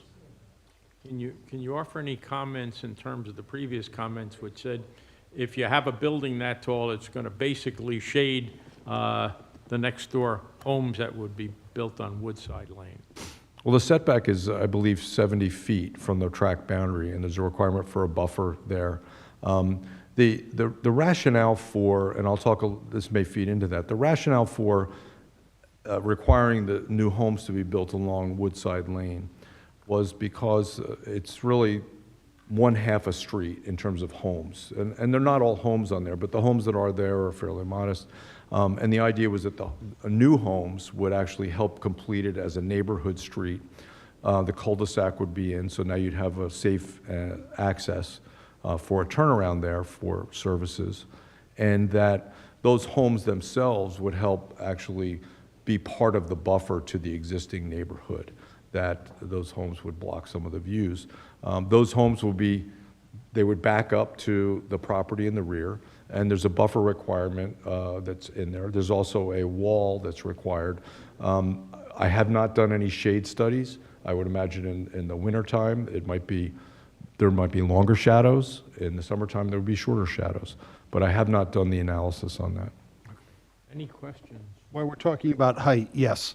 Is there anything in the, I don't know if you've seen this, I don't know if you care to see this, but I guess in prior approvals, there was potentially approval to build up the grate somewhere between 10 and 13 feet. Mm-hmm. Is there any such approvals that are in this redevelopment agreement or redevelopment plan that would allow them to raise the height grade there? They would have to comply with the manner in which the height is determined in the existing ordinance, okay? One of the things I meant to say, and this gets back to part of that question, is this plan supersedes where it talks about zoning, where it talks about regulations, and where it talks about design standards and studies and things like that. It's a redevelopment plan. We can put a lot of special, highly detailed stuff in there. But where it's silent, all your existing regulations underlie this. So in terms of stormwater, in terms of building height calculations, that all is within that. So this does not absolve them of doing what's required in the ordinance in terms of safe standards for stormwater, safe standards for pavement and all that other stuff. Thank you. Any other direct questions? Did you have one, Philippe? Go ahead. Good evening. Nice to see you How are again. Mr. Sullivan, are you the planner for the township or for the applicant? I'm the planner for the township. Yeah, he's our consultant specifically for the redevelopment. I didn't know for sure, so thank you for clarifying that for me. So the applicant is looking for, I guess, looking to exceed the 50-foot by 5 feet. What's the precise number? I believe it's up to 7 feet for mechanicals and other things on top of the roof. Is that what it is? Yeah, the mechanical. 7 feet. Okay. For roof access and also for any rooftop mechanical equipment. So what would be the total height from ground to the top of the mechanicals? 57. Great. Okay, so I received an email that was forwarded to me. This email's from Ruben Tversky. He's in the Apologies audience, if- by the way. Oh, I see. Apologies if I mispronounced that last name. Director of Development for Treetop Development. And this email was forwarded to me today. So thank you for providing that information. A couple of questions. So looking at this, and it says that the raised floor system requires 2 feet of space. The rack height is expected to be between 15 to 18, and then there's additional clearance of 3 to 4 feet, and then there's a structural and floor system depth of 3 feet. Is that the ceiling? Is this kind of going in order? Is it 2 feet for the flooring, 15 plus 18 for the racks, 3 to 4 feet of air clearance space, and then plus 3 feet for the ceiling? What's the last thing, the 3 feet? I can't explain the architectural aspects of that. All right, fair enough. I mean, we didn't write this, so I thought maybe you would know. All right, so let me focus, I guess, on planning questions. Looking at the area, are there other structures like right around it that are 50 feet or more? The existing office building is, I believe, 46, 47 feet, somewhere in that range. It's not 50 feet. 42 feet? Which building is that? Which building is that? No, I'm asking Mr. Sullivan. The Graymark office building is over 40 feet. It's 42 feet. And that, what is that? Is that 1,200? 1,200, yes, that's on the redevelopment area, correct. All right, so that's a bit away. Is there anything like next to it or across from it that goes anywhere near 50 feet? I haven't measured the existing buildings that are nearby, that are not, the non-residential buildings. What's the highest height of a building next to the site or across from the site? What's the highest height of a roof? I just said I haven't measured them. I don't know. I just heard that the Graymark office building, the existing office, is upwards of 40 feet, so. I mean, in all fairness, you're here as a planner, so doesn't part of your planning opinion rest upon considering if this new structure fits into the character of the neighborhood, and whether or not you don't have to look at that at all? Is that not part of your analysis? Well, it really depends.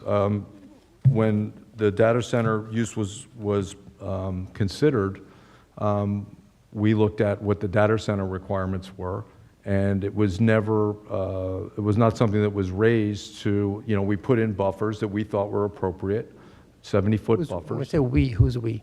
Well, me and my team. You and your team. But this was, this is a collaboration. We work to understand what the data center of this scale might need in terms of bulk, right?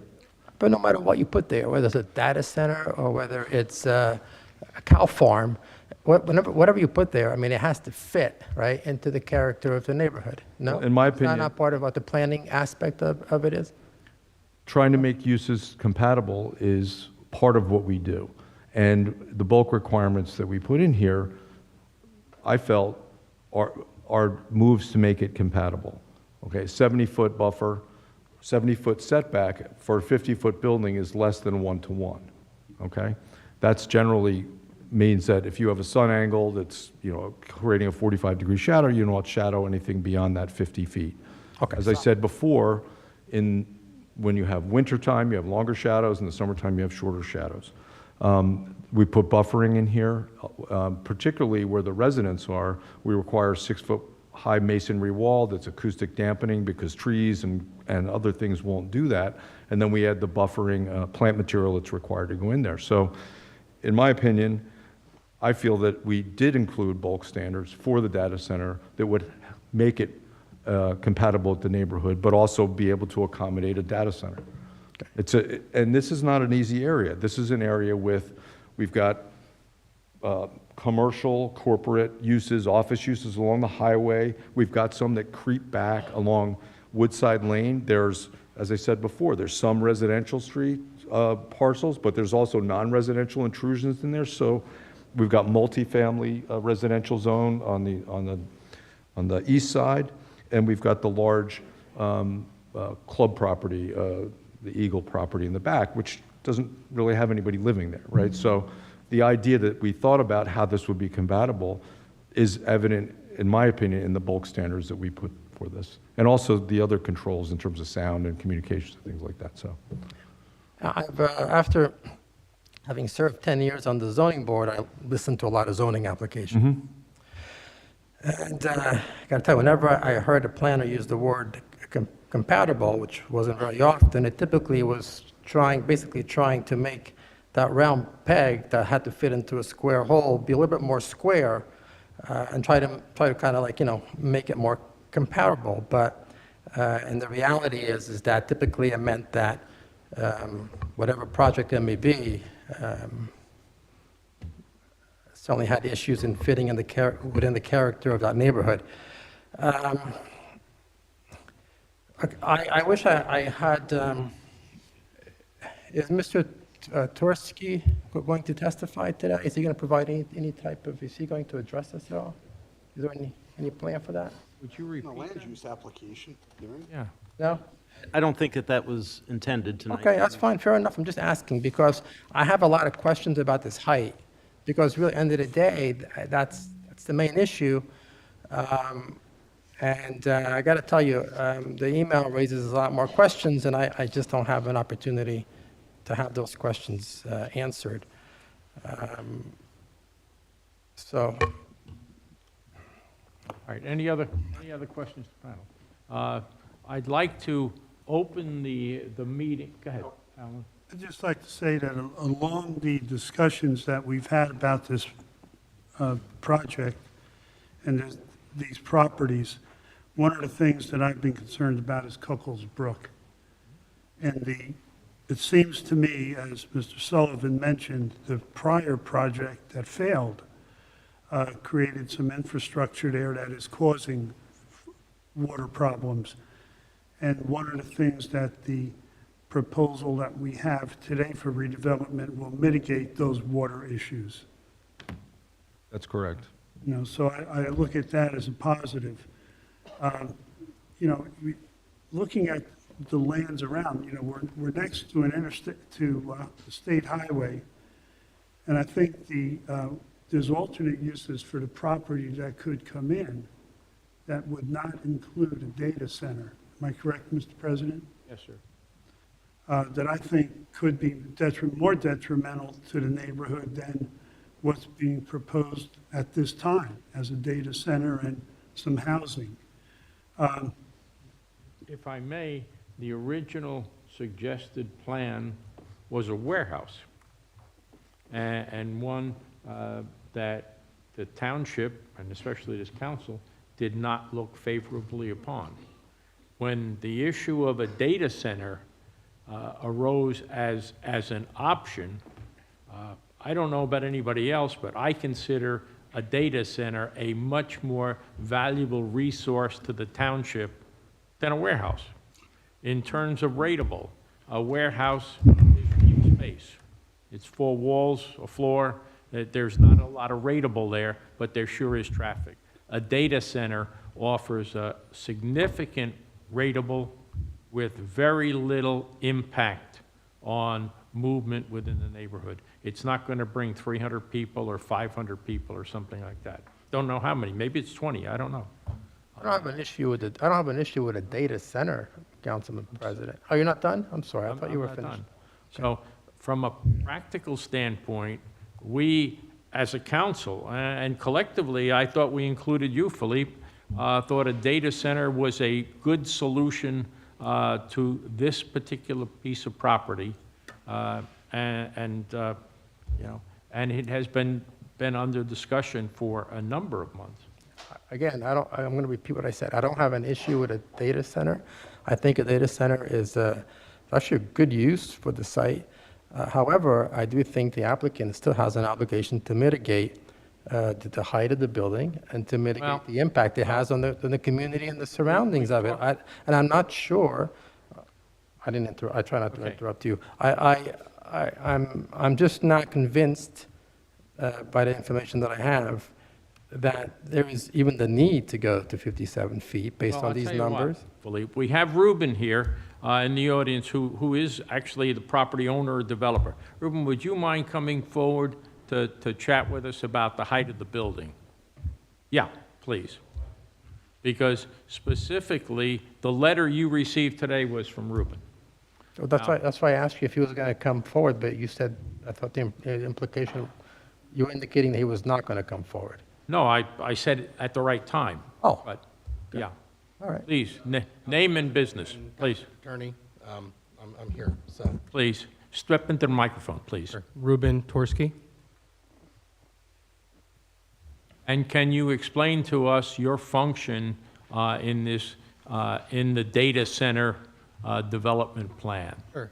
So I serve as Director of Development for Treetop Companies, where I oversee all the new construction activities across the board, including data center, warehouses, multifamily, different asset classes. So data centers is a unique use that is evolving until this day with all the AI technology and everything else.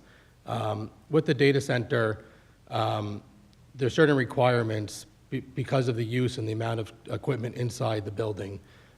So what that letter and email tried to explain is, so if you have your base, right, you have your slab, and then you have 2 feet of raised floor, right, from your slab to where the equipment sits on, and within that 2 feet, you have cooling and other infrastructure improvements that are running underneath those racks. Okay, so that's where you start. Then the racks will sit on that 2 feet elevated platform, and those racks can anywhere go from 15 to 18 feet depending on the end user. Then you have about 3 to 4 feet of open space that has other existing infrastructure, more cooling, cabling, your typical sprinklers, electricity, you name it, HVAC, that you would see in a normal building running through. And then you have the depth of the actual construction, your steel and concrete, which is that 3 feet typically. It can be 2 feet, right? Sometimes it can be 3 feet depending on the structural loads and the structural engineer. With the 25 feet, it gives us the greatest flexibility for an end user and for this building to be really relevant for the near future, right? We don't want to build something that is going to be obsolete in 10 years and we're back here. We want to make sure that we're future-proof and providing something that an end user can use. So we might have an end user who needs 15 feet racks, right? And then we might be at 46 feet. But until we go to the site plan, we needed that greatest flexibility, and I think that's what the zoning requires of the floor. Floor to floor is 25 with an ultimate height of 50. The 3 feet, the structural and floor system depth that you put in this email, so 3 feet, is that the space between the 2 floors? That is your steel and your concrete. Between the 2 slab. floors, between the first and second floor? Correct. And what kind of roofing do you put in the data center? So that's just your first floor to second floor, your second floor slab will be steel plus a poured concrete slab, typical construction. And then the roof of your second floor would be your typical TPO, waterproofing roof, so.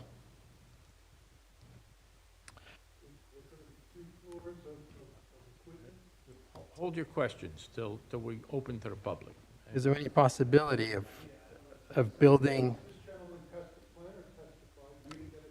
No, well, just wait until we open to the public, you will be able to ask your questions. So please be patient. Can you build lower into the ground? Can you put your slab lower? Can you start the first floor lower? Unknown. I mean, we don't know the conditions of the groundwater and the floodplain and everything else. The building will be measured by average grade of building height in the township, and I think that's taking all four corners 6 feet in and measuring average grade. So, typically not from access standpoint. Then you get dealing with ramps and stairs and ADA issues, but. Looking at the math, I mean, you could make all this work with the 50-foot height requirement that you have now if you kept your server racks at 15 feet. Again, we just build the buildings for an end user. We don't know ultimately what the end user is going to want to put in. Oh, I mean, you can just get more racks. Okay, go more horizontal instead of vertical. The right? size is so limited based on the setbacks that the plan and the planning team has created to create that balance of height versus setbacks. So I think if you reduce the height, you might need to spread out the footprint to accommodate the necessary square footage to make the project successful. Well, when you say necessary square footage, I mean, do you have already do you have current clients for that data center? Not at this time, but we are talking to a couple of end users, but until the project's a reality, nobody's going to commit. But there is deep interest. Right, and whether it's a little bit smaller, a little bit bigger, at the end of the day, you're gonna find clients that are gonna find a need for the data center. Do you guys rent out server space by the server, by the rack, or by the floor? What's your typical business model? The business model is renting usually the building or the floor to an entire end user, and then the end user can, he might have multiple tenants in there, but we're not in the data business, we're in the real estate business, so we'll just lease the floor. I see. So you'll lease the floor for data, for like a company that's I gonna. think we're getting far afield as to where we need to be at this point. I don't know, I think it's relevant, Howard, because whether they need 15 feet or 18 feet makes a big difference on the height of this building. Well, what they're going to use you it will for. have the opportunity to opine on the building height. I think we're at the I'm point trying to where there's determine- been a plan and a building height has been established. If I'm trying to you're- determine their needs, Howard, so I can make the best decision possible for the township, and that's what I'm trying to get at. I think my questions are relevant. I'm not sure why I'm being cut off again, but is this dragging? Do you have to go? No, but I'd like to stay on point. The gentleman is here. There's a specific size building that has been approved by the planning board, and it sounds like you want to go back and redesign it from scratch. And that's not going to happen tonight. I'm not redesigning it from scratch, Council President. I am questioning I'm trying to find out what the specific need is for the height so I can make, again, the appropriate decision that I have to make when I vote.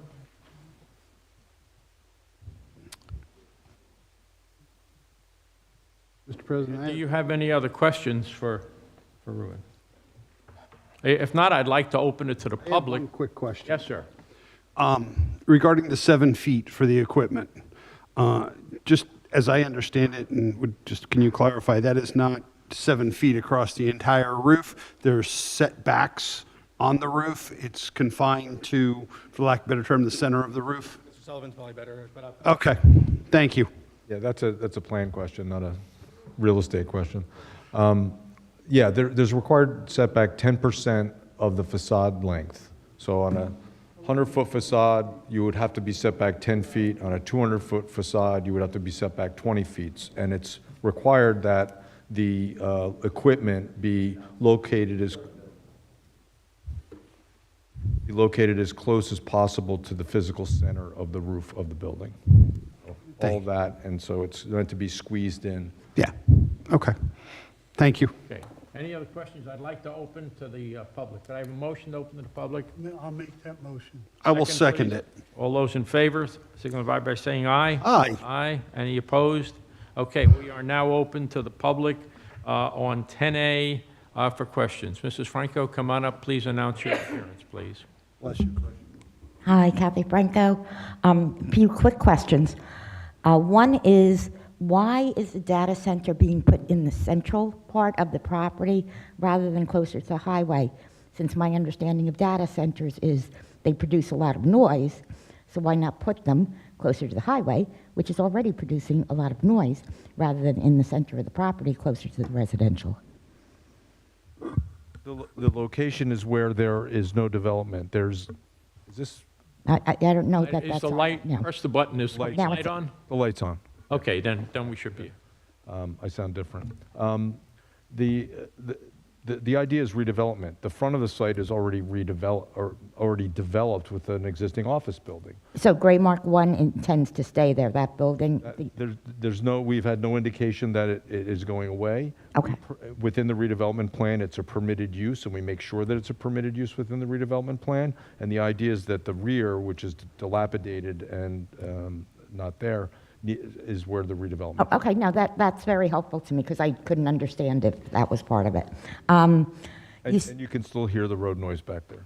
No, I know, but I just thought, why not push all the noise towards the front? So, you talk about a 6-foot wall for residential to provide a buffer, and I just don't know how a 6-foot wall is going to provide a buffer to a 50-foot tall building. Well, it's not.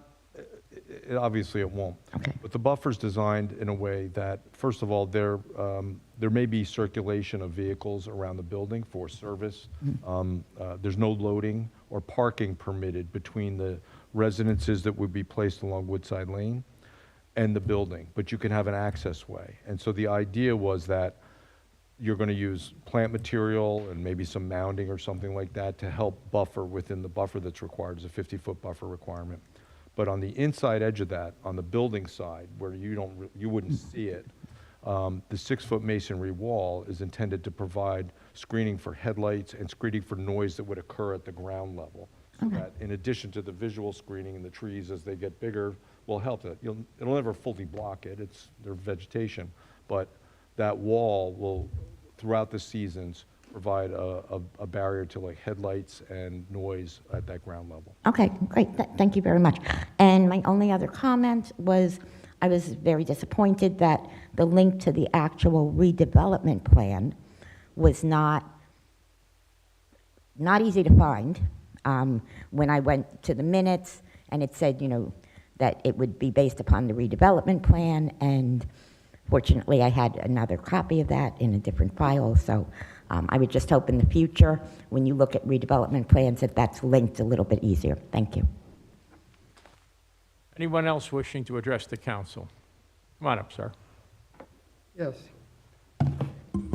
David Mitchell, 778 Toby Road, Bridgewater. I asked the gentleman about the total square footage of the data center, and he did not have an answer for me. Does anyone know how big this thing is going to be? I think Mr. Tursky. I think he's looking. How many square feet? Could Mr. Sullivan address what might be permitted? Mr. Sullivan, could you refresh our memory about the plan, what it would permit? Yeah, the floor area ratio for the entire tract is 40%, recognizing that, part of that's already How taken. many square feet for the building? I don't know the exact building square footage because we don't have a Approximate? build. Let me just keep going. It's 40% floor area ratio, which means you can have 40% of building floors. If you say that, well, half of that's already taken up by Graymark, then it's 20% of that. And we're thinking the building may be in the range of roughly 190 to 100 by 180 to 200, and 2 floors. So it's probably upwards of, it's around 400,000 square feet, 400,000 square feet. and 2 floors. Okay. I may be coming a little late to the dance here, but I've heard a lot of talk about the fact that data center is highly desirable because there's very little traffic, and there's not a parking problem. But I haven't heard any discussion about the fact that data centers generate a great deal of noise 24/7.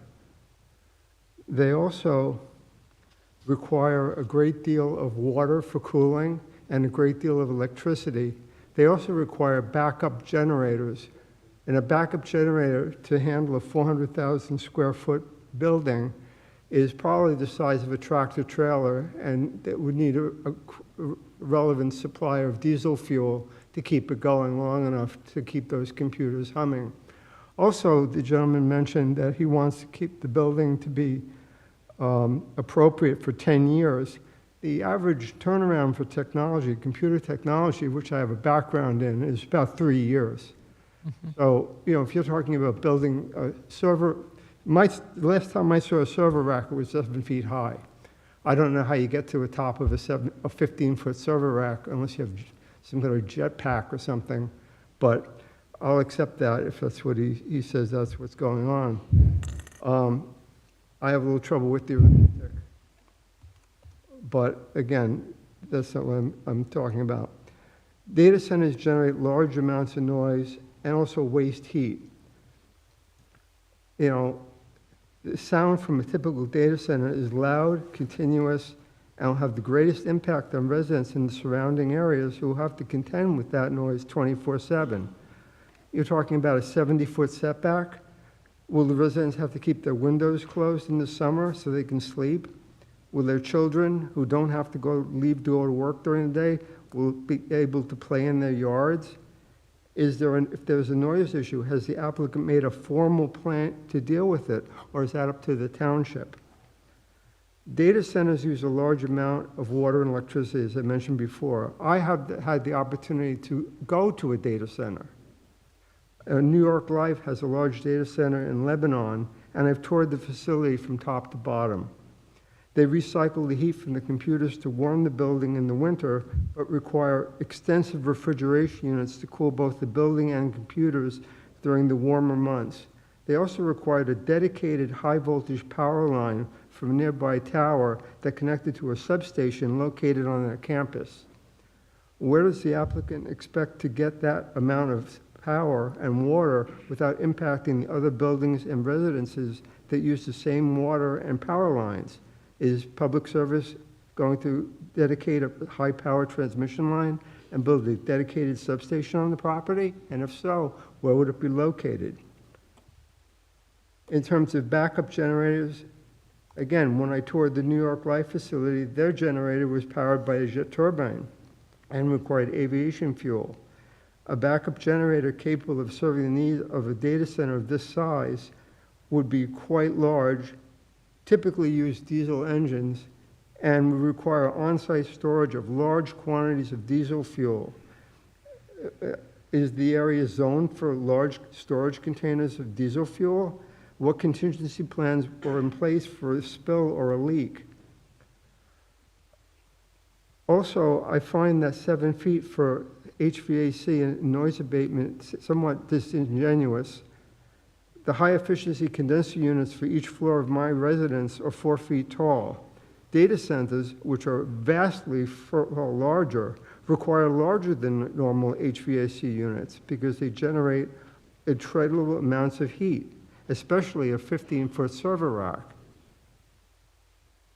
And the sound from that data center, I find kind of hard to believe that a 7-foot noise mitigation, I believe it was the comment, would serve to mask the noise from equipment, HVAC equipment sufficient to cool a structure of that size. Even if it would not contain electronics, 400,000 square feet is a big building. I heard what you said about the size has been already decided, and I'm not going to, I have no dog in this fight. And no one, I think, will dispute this area needs to be developed. But the council and planning board should require every data center developer to disclose noise and environmental impacts before receiving approval to proceed. Additional tax revenues to the township and its citizens will be offset by the need for utility infrastructure, which will eventually be borne by the residents paying increased utility bills. While some short-term jobs during construction will be created, these centers will operate with a skeleton staff and thus provide a very limited employment benefit to the township. My tour of the New York Life Data Center was conducted by the chief engineer and took me from the basement to the roof. And there's no reason why this data center can't go down and have some of their backup. Before the diesel generator can kick in, they need a battery backup. It usually takes 10 to 15 seconds to transition from line power to emergency power. So you need a battery backup. And that could be located in a basement, a sub-basement, because batteries don't care if they get wet. Thank you for your time. Anyone else?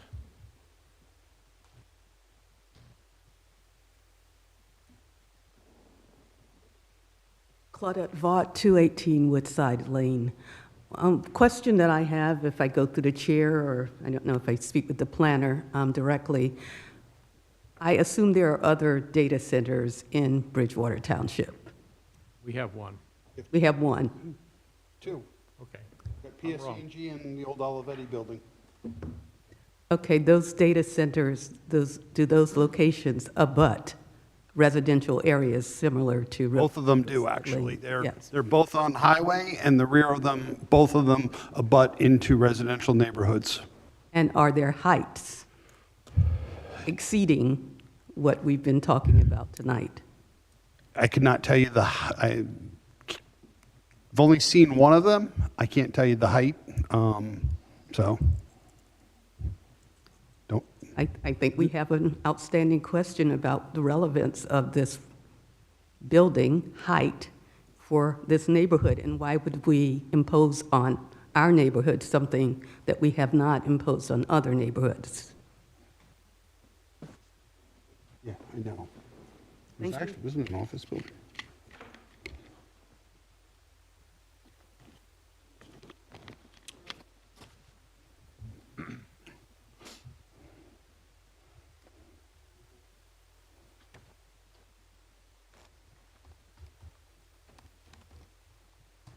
Dave Klesick, 215 Woodside Lane.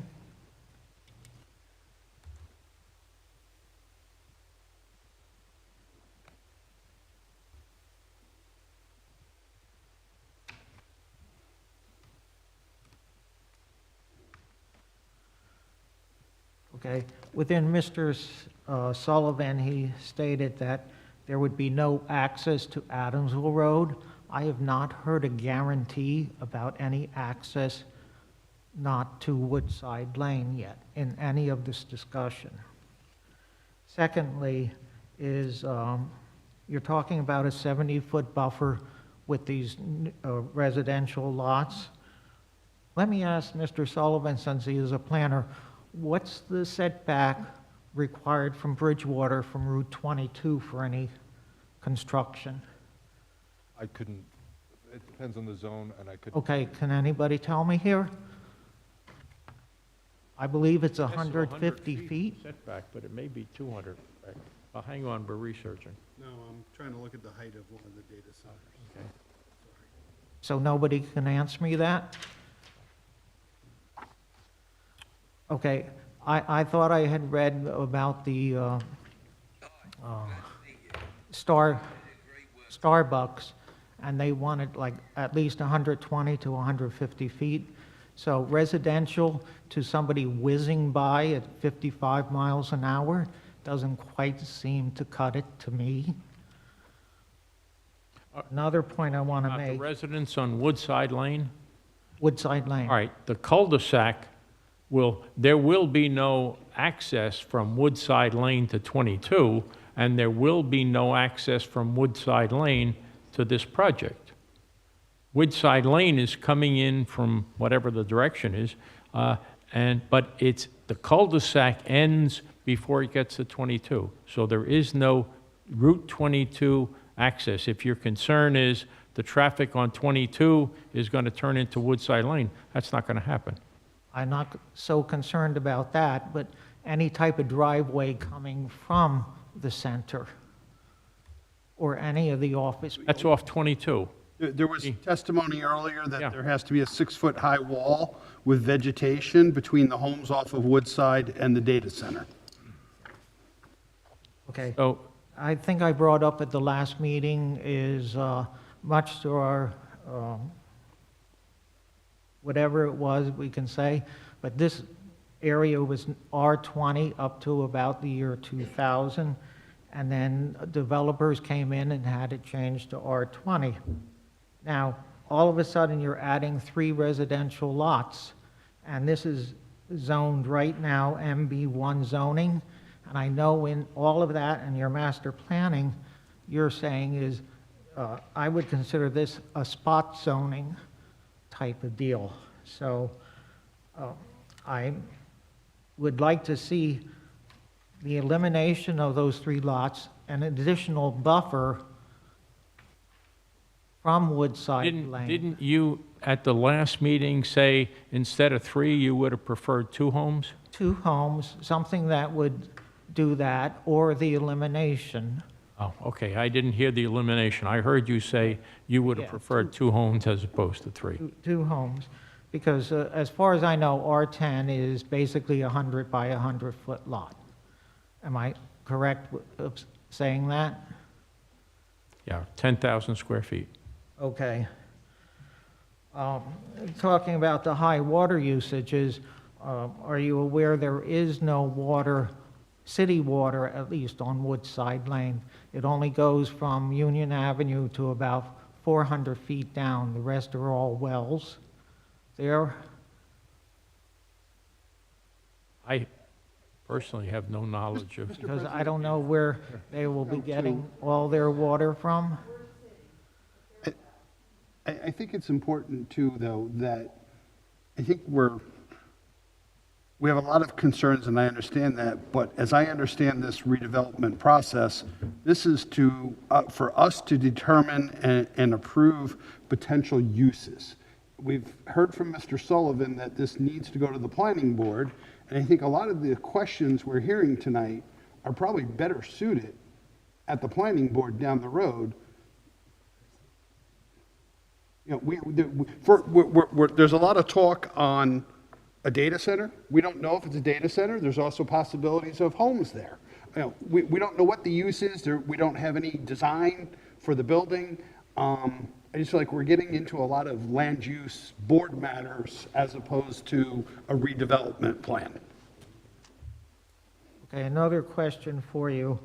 I don't know whether it would be possible, but obviously land is very valuable in Bridgewater, especially building lots, that whatever will eventually get built on the Gray Mark site, that the residential lots be not sold separately but constructed at the same time, because here the developer can make an easy, probably close to $1 million on the sale of 3 lots. Am I right to assume that? Basically, a minimum price, $250,000 as a building lot. And I don't think we can assume anything at this Okay, point. but isn't that a good guesstimate? Yes, I think it is. Again, that's not something we can decide tonight because we don't know if a data center is being built there. Tonight is about voting for uses as defined in the redevelopment plan. So yes, we've heard from the owner's representative that there's strong desire in a data center, but this plan's approved. There's also the possibility of no data center residential components. What we're doing tonight is setting the zoning for what can be built there. And then once they make a decision as to how they want to move forward with that, then they go before the planning board for approval. Okay, but wouldn't you consider then the 3 residential lots spot zoning? Because this is not zoned to MB1. You're talking residential lots. I'll let Mr. It's a legal interpretation, a legal thing, but as planner, I'll say no, it's not spot zoning. Okay, that's all then. Okay, thank you. Okay, moving right along.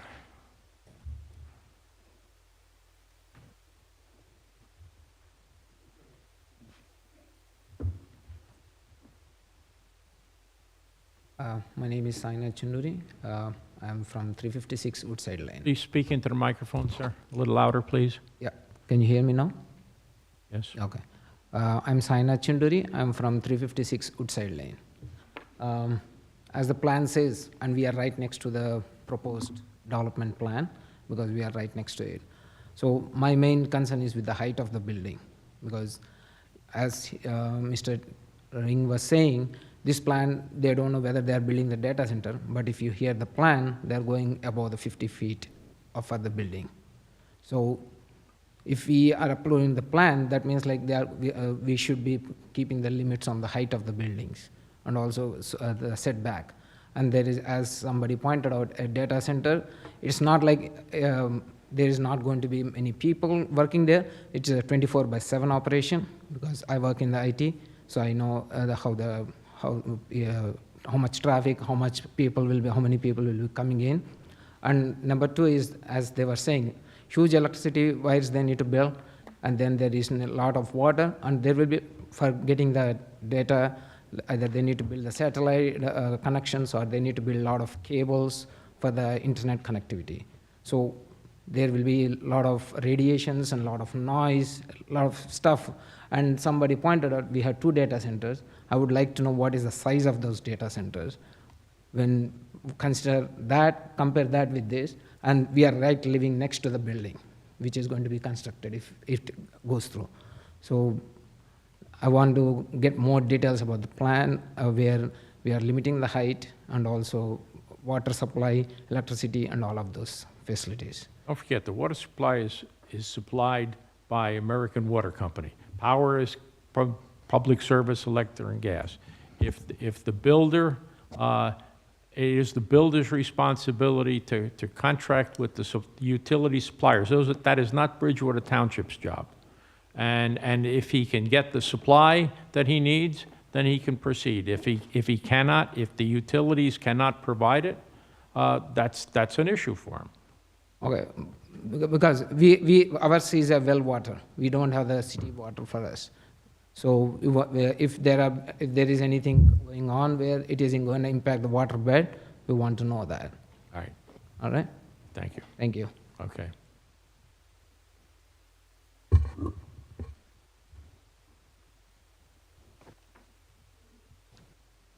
Curtis Kraut, 199 Adamsville Road. I'm a design engineer for 40 years, and I'm also a code enforcement building official in the state of New Jersey.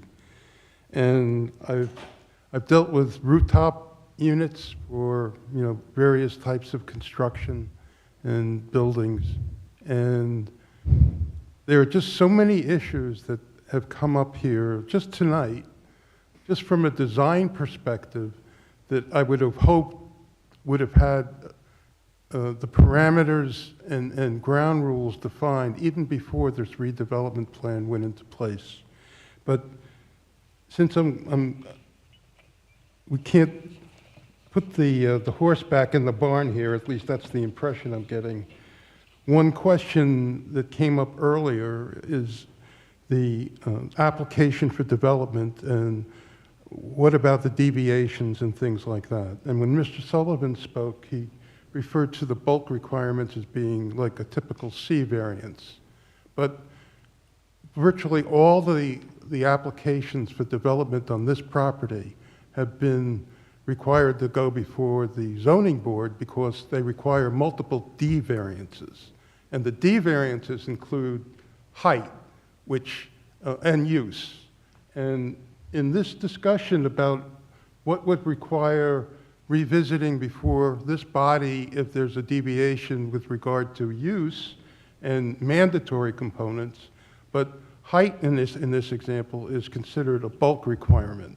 And that's not, I mean, I understand it's listed as a typical bulk in that table that's in the redevelopment plan, but it is normally requires a much more extensive variance in order to get approval. And every development on that property for the last 35 years has had this issue to contend with.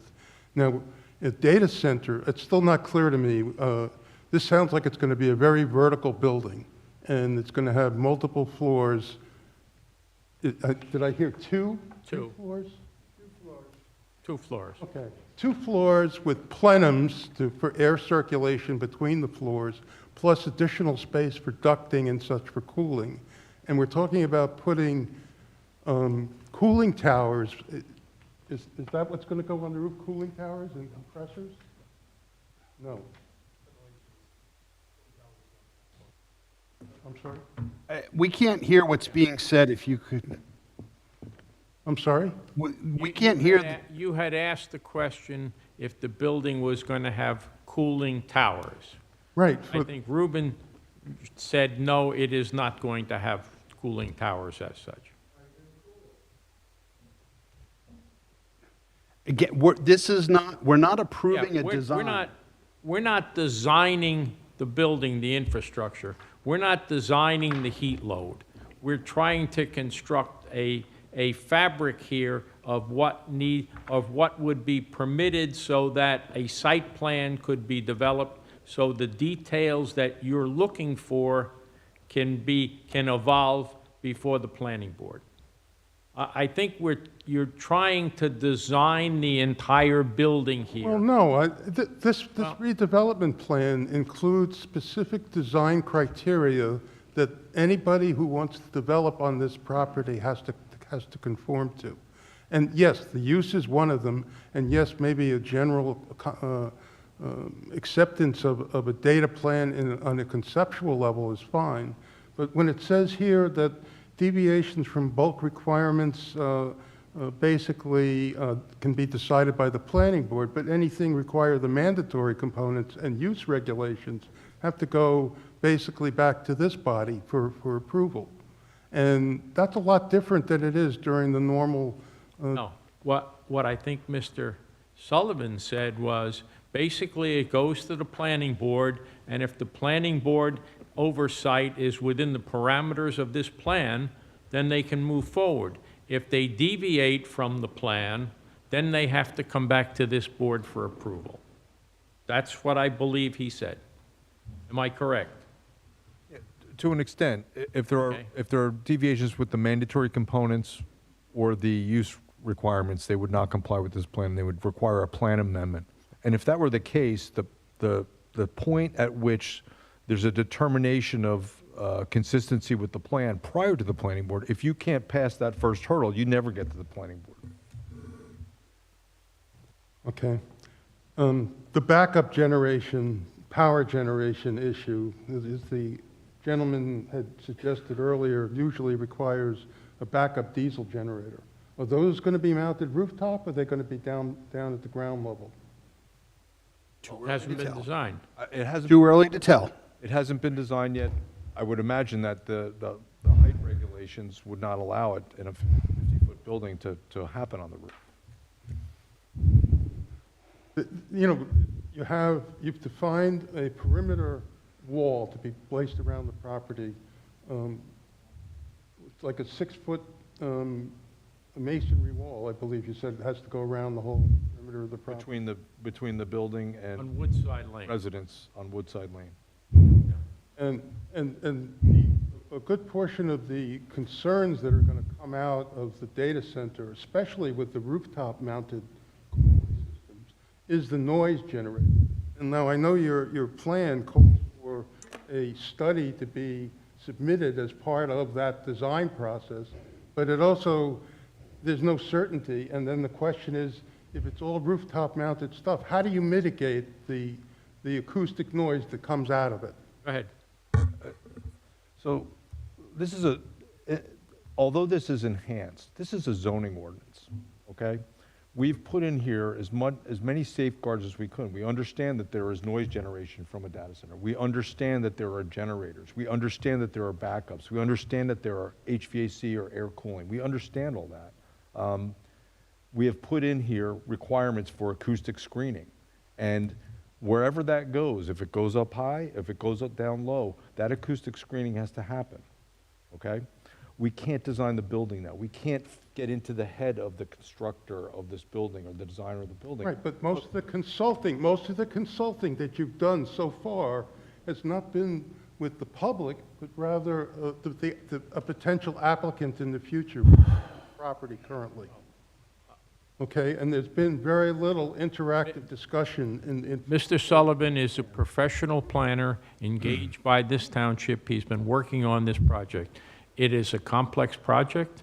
As he has said, he has tried to include a number of safeguards, as many as, but will he be at the situation where every single issue that's going to be raised is going to be incorporated into the plan? The answer is no. I mean, we don't have a cookbook here where every single issue is going to be addressed in this plan. It would be a telephone book size. We would never get it done. So it's a skeletal infrastructure to say, hey, here's a conceptual view to utilize this property to the best of our ability. I mean, in the master plan development process, there's a lot of gathering of information from the public about what's suitable for what might go on the property. In the redevelopment process, my experience so far with this particular process in particular is that there is really no opportunity to air all of the issues from the standpoint of public concern around the property. Mr. Kraut, I believe you previously spoke to us and commented you were unaware that this was before the planning board. Did you not previously come before us? Let's get, if you want to get down to brass tacks with that, yes. No, okay, I'm not trying to get to brass tacks. There's a process and an opportunity for you to comment throughout this, okay? This has been discussed previously. It has gone before the planning board. They have held public sessions, taken comments on it. This is not something that just popped up onto our agenda tonight. When did this project start, Mr. Sullivan? There was a public hearing on the designation in December. Thank you. And I believe you have had personal discussions with the mayor and the administrator at length on this project. Mostly about these process development issues related to the development but of the fact of the matter is, you've had many, many minutes of dialogue between yourself personally and township people. So it's not the case that this was done in a vacuum and all of a sudden this thing came out and you didn't know anything about it, right? I mean, you have a really intense background, and I understand that, which provides you with an opportunity to introspect on a lot of different issues there. But my impression was that if you didn't like the process, that's one of the things, but the process led to a product. And that's where we are right now. So. The opportunity for feedback was a preemptive opportunity. Before the planner ever got a chance to present his plan, we never got a chance as the public to ask questions and come up with and ask for explanation as to the rationale behind some of the the design criteria that are included in the plan. Duly noted. Plus, there's a restriction in the end about what the planning board is able to do or not do. Okay, it just seems some of these issues are not going to be handled effectively. That's my opinion, but it's not going to be handled effectively in order to ensure that the public that surrounds this property is not going to be adversely affected, and that's my major concern. Thank you. I'm sorry? Thank you. Okay. Anyone else wishing to address the council? Seeing no motion, a motion to close public input, move for final action. I'll make that motion. I'm sorry, Council President. I had a couple follow-up questions for the planner. Wait a minute. You can close public input, you can ask questions. I can, okay, thank you, sir. Motion to close public input. All those in favor of closing public info signify by saying aye. Aye. Or do we need a formal roll call on it? No, just aye. Okay. Aye? Did I hear ayes? Aye. Aye. Okay, we're closed for the public input. Go ahead, Philippe. Thank you. Mr. Sullivan, there's been a lot of comments about safeguards. What are the safeguards for, when it comes to sound?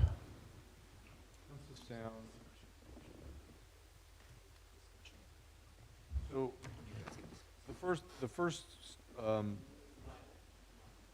thanks. The first thing that we require is external, or it's acoustic screening of external operating equipment, vibration isolation, acoustic panels within the building itself, HVAC equipment with acoustic pipe and duct wrap products to mitigate noise, and interior noise dampening. So that's for the building and for the external equipment.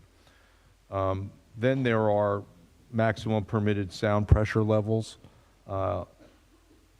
There's an acoustic impact study that's required, and that study has to show the predicted sound generated at all residential property lines within 200 feet of the property, of the building. Like a decibel number? Is that a decibel level? It's got to comply with your existing section 142, noise. So the applicant has to comply with our sound, our noise ordinance. Correct.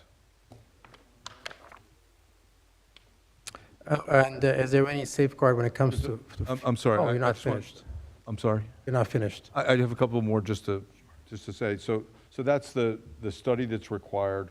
There's mitigation required based on the study, and that's going to have to be reviewed by professionals. I'm not an acoustics person, but there's one down the road. And then post-construction, if there are determined to be impacts, then there's post-mitigation and construction required. The maximum permitted daytime sound levels cannot be more than 50 dBA as measured at the nearest residential property line.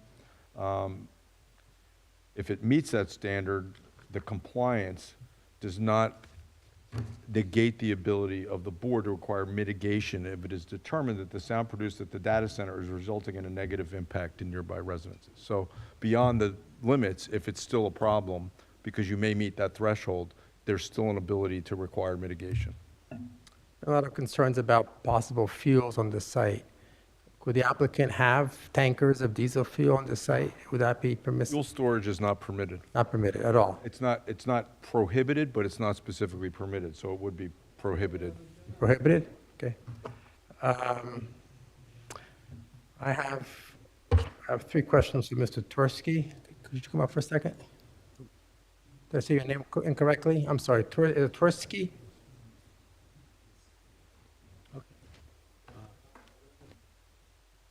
Hi. Are you familiar with server heights in general? In general and specific, not in specific detail. Okay. Are you familiar with the U standard in server heights? No. No?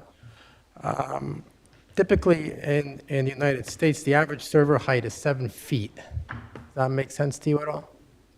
It could be. I'm only advised by the end user that they're typically 15 or higher. So I don't know if There's no server sold in the United States that's 15 foot tall. I'll give you an example. A high server height would be considered 70. So 42U would be a standard server height, where every U is basically one server, and that's 1.75 inches. Thank you, sir. So the 42U is the standard server rack. It's a little over 6 feet. The highest server racks in use in the United States actually are 70U, which are about 11 feet. Microsoft, for example, uses 57U servers. HP uses 50U servers. It's very unusual for someone to use 70U servers for various reasons, and that's a 10-foot server. I don't think your numbers reflect the accurate realities. I don't think that their server racks are 15 to 18 feet tall. They can be double stacked if that's the case. Sir, that's not common. That would be extremely unusual use of server racks. Why I would don't it be think you're- uncommon if there's double stacked and they're No. Philippe, with all due respect, you may disagree with his numbers, but that's what he's testified to. Well, but he's not a server expert. He's yeah. Yeah. Yeah. All right. Yeah. All right. Okay. There will be a chance for the planning board to discuss this. Okay. I think we need to move forward. All right. I'm done. We have much more work to do tonight. Could I have a motion on 10A? If I may, I just want to comment before we vote. I think it's important for everyone to understand that, you know, we vote on this. If it's approved, it doesn't mean a data center is being built tomorrow. What we're voting on tonight is to approve potential uses, which, according to the redevelopment plan, include business offices, manufacturing, research laboratories, animal hospitals, medical office, dental offices, medical support centers, indoor commercial recreational facility, data center, single-family detached residential dwellings, or age-restricted multifamily dwellings. And I know there's been a lot of discussion tonight about data centers. That's a decision that the property owner has to make as to how they want to develop that. They will have to develop plans for whatever option they choose and come before the planning board where public hearings are held, and a lot of the questions that were presented tonight can be addressed. So I just wanted to share that before we vote. I will make the motion, sure. Could I have a second, please? I'll second it. A roll call, please. I have a comment. We're going to. No, I'm entitled to make a comment before you vote. We've discussed this before. I'm not making the comment during my vote. I'm making my comment before I vote, as you requested, Council President. All right. I think the public's commentary here tonight is justified. I think this governing body is, in fact, modifying its zoning to permit the use of a data center. Questions regarding the use of a data center and the impact it's going to have on the community are certainly reasonable and justifiable. Thank you all for being here tonight and for addressing this body and bringing forward your questions. I certainly appreciated them. When it comes to this particular application, I'm going to vote no for two main reasons. Number one is I'm not satisfied that this data center needs 57 feet. I think there's no justification for that height. I don't think it has to exceed 50 feet. And I think I would be generally okay with a data center that's 50 feet or under. On the other issue is that when I was first asked to vote on redevelopment of this site, I agreed because we were considering a data center, which I thought would fit the site as long as it was within the size parameters to fit the area. However, since then, a housing component has been added to this issue that I was not really in favor from the beginning, and I said so at the very first day when we voted on this issue, on this site needing redevelopment. I did say that if anything else was going to be added, I would not be supportive. I don't support the use of mass dense housing on this property, and I will not support the application. Roll call, please. Councilman Cordilla? Okay, hearing everybody's comments, I respect everything that has been said this evening. I also realize that none of us on this board are experts as to the height of server racks. That'll come later when the discussions are held with the planning board and so forth. As far as the utilities, the water utilities, the power utilities, you know, that's all going to come out in the discussion with the details of the project. As I stated earlier, my concern is the mitigation of Cuckold's Brook and, you know, the setbacks for the buildings, and everything seems to be in conversation and of concern, so I'm satisfied with that. So my vote is yes. Councilman Pedroso? No. Councilman Ring? Yes. President Nogales. Yes. Moving to 11A, an introduction of ordinance, and this is actually a reintroduction. An ordinance authorizing the sale of the property known as Lot 511 in Block 3 on the Bridgewater Township tax map and located at Whitney Court, Bridgewater, New Jersey. That's east of Shasta Drive, to Triple C Housing Incorporated, 1520 Route 130 North, Suite 201, North Brunswick, New Jersey, 08902, who's the buyer, for the nominal consideration of $100 pursuant to NJSA 48:12-210 to construct affordable housing in the development, and developer is unable to meet the construction cost through other sources. The township may contribute up to $150,000 from the Affordable Housing Trust Fund. This was previously introduced and approved, but it was approved as a group home, and there has been a recognition that there's a change in use. A group home provides resources to the tenants, including food, things of that nature, but this is actually being opined now as a supportive housing, so it is being reintroduced. Are there any questions about this as a Is there any difference from a COA point of view, group home versus supportive housing? According to Bill Savro, the answer is no. In fact, we get the same affordable housing. I'm good. For this. The reason for the change is that the actual type of housing is not technically a group home. Understood. It's supportive And housing. there's different licenses and different requirements. I just, But the benefit to the township is the same. That's where I'm going. That's all I was, yep. Okay, any other comments? Could I have a roll call, please? Oh, a motion, please. I'll make a motion to introduce it. I'll second it. Okay, roll call, please. Yeah, I just want to say that here's an example of what I referred to in my council reports, where we are potentially paying money for something that we get no equity back. Wouldn't it be nice if we actually had equity in it? I'll support this. Councilman Cordella?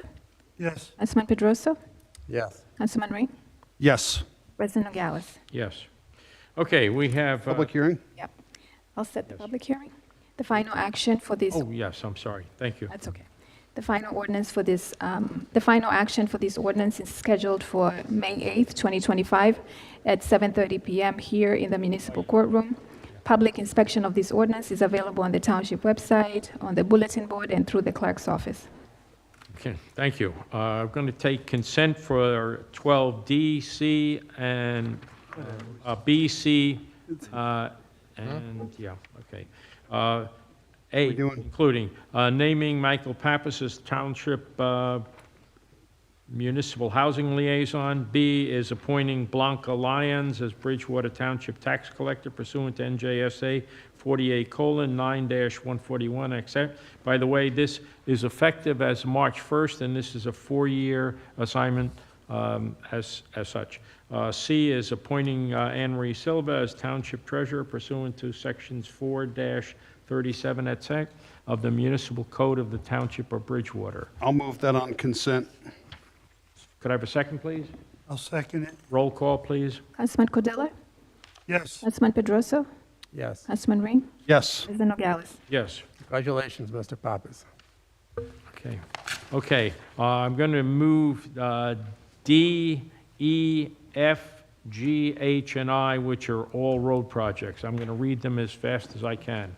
D is project resolution for professional surveying and engineering services, Phase 1, for the 2025-1 roadway improvement project, which includes the entire lengths of Columbia Drive, Dartmouth Avenue, Sanford Drive, Kelly Court, Pope Road, Kim's Court, Hollander Street, and Harry Road, and partial lengths of Monroe Street, Jackson Street, Charles Street, Harry Road to Pope Road, Thomas Street, East Main Street to Harry Road, and Southside Avenue, Dutch Lane to Lozer, to Morgan Engineering LLC, 8 Central Avenue, Box 220, Island Heights, New Jersey, 08732, in the amount of $156,740, funded through the 2017, 2022, 2023, and 2024 capital road improvement bonds, and that's the bonds is plural. E is project resolution for the professional service, surveying and engineering services, Phase 1, for the 2025-2 roadway improvement project, which includes Emmons Court, Richardson Lane, Catherine Lane, Karen Place, Danbury Lane, Villa Drive, Heinrich Way, Lewis Drive, Elmira Drive, Stapleton Court, Slack Court, Bradley Lane, and Stats Court to Colliers Engineering and Design Incorporated, too many incorporators, Shelbourne at 153 Frontage Road, Suite 110, Hampton, New Jersey, 08827, in the amount of $171,720, funded through the 2024 Capital Road Improvement Bond. Moving to F, project resolution for the professional surveying and engineering services, Phase 1, for the 2025-3 roadway improvement project, which includes the entire length of Cabot Hill Road, Riverview Drive east of Meadow Road, West Foothill Road, Short Hills Drive, Bike Place, Falmouth Place, McKinley Street, west of Country Club Road, and Eisenhower Avenue off McKinley Street, bid to Remington and Vernick Engineers, 429 Route 79, Suite 21, Morganville, New Jersey, 07751, in the amount of $73,910, funded through the 2024 Capital Road Improvement Bond. G, project resolution for the professional surveying and engineering services, Phase 1, for the 2025-4 roadway improvement project, which includes entire lengths of Sunset Drive, Miners Drive, Russet Lane, Peachtree Road, Ricky Drive, Robin Way, Bluestone Lane, Carnoustie Drive, Turnberry Court, and partial lengths of Clare Drive, Arthur Road to Robin Way, Glenwood Terrace, Foothill Road to Clare Drive, and Papin Road west from Roger Lane, to Remington and Vernick Engineers, 429 Route 79, Suite 21, Morganville, New Jersey, 07751, in the amount of $140,680, funded through the 2024 Capital Road Improvement Bond. H, project resolution for the professional surveying and engineering services, Phase 1, for the 2025-5 roadway improvement project, which includes entire lengths of Crestwood Drive, Ridge Road, Middle Road, Bulmer Farm Road, 6th Avenue and 7th Avenue to Colliers Engineering and Design Incorporated, Shelbourne at 153 Frontage Road, Suite 110, Hampton, New Jersey, 08827, in the amount of $139,320, funded through the 2024 Capital Road Improvement Bond. I, project resolution for professional surveying and engineering services, Phase 1, for the 2025-6 roadway improvement project, which includes entire lengths of the Forest View Drive, Blazer Road, Wolf Hill Terrace, Owens Court, and Brookside Drive to CP Engineers, LLC, 11 Park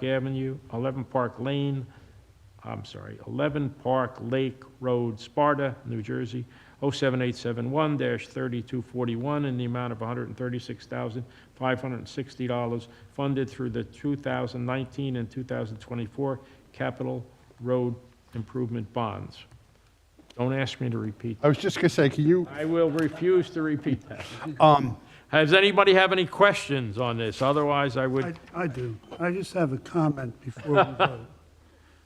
Earlier this evening, we heard comments about abandoning the road improvement program. The fact, in my opinion, is that a few years ago, when we made the decision to move forward with this program, and along the way, go through some painful moments in committing to keep it going. The logic of doing this work at this rate, at this time, is that, we're spending $8 million a year today to get it done. But once we finish with this work, that $8 million a year is going to drastically drop down. And in the long run, over the next decade, it's going to save Bridgewater residents millions of dollars because we've fixed the roads. So pushing it down the street and saying, we're not going to do it now, we'll do it later, it's going to be more expensive later on. And with that logic, Howard, I would make a motion to approve these. Excellent. Second. resolutions. Before I second it, I just want to comment, just for the public, this is step one in a process of awarding contracts for engineering. At some point, this will come back to award contracts for the actual work. So I don't want, I know we have some residents very passionate about some of these roads. Does not mean the road's getting repaved tomorrow. This is step one in a multi-step process. I'll second it.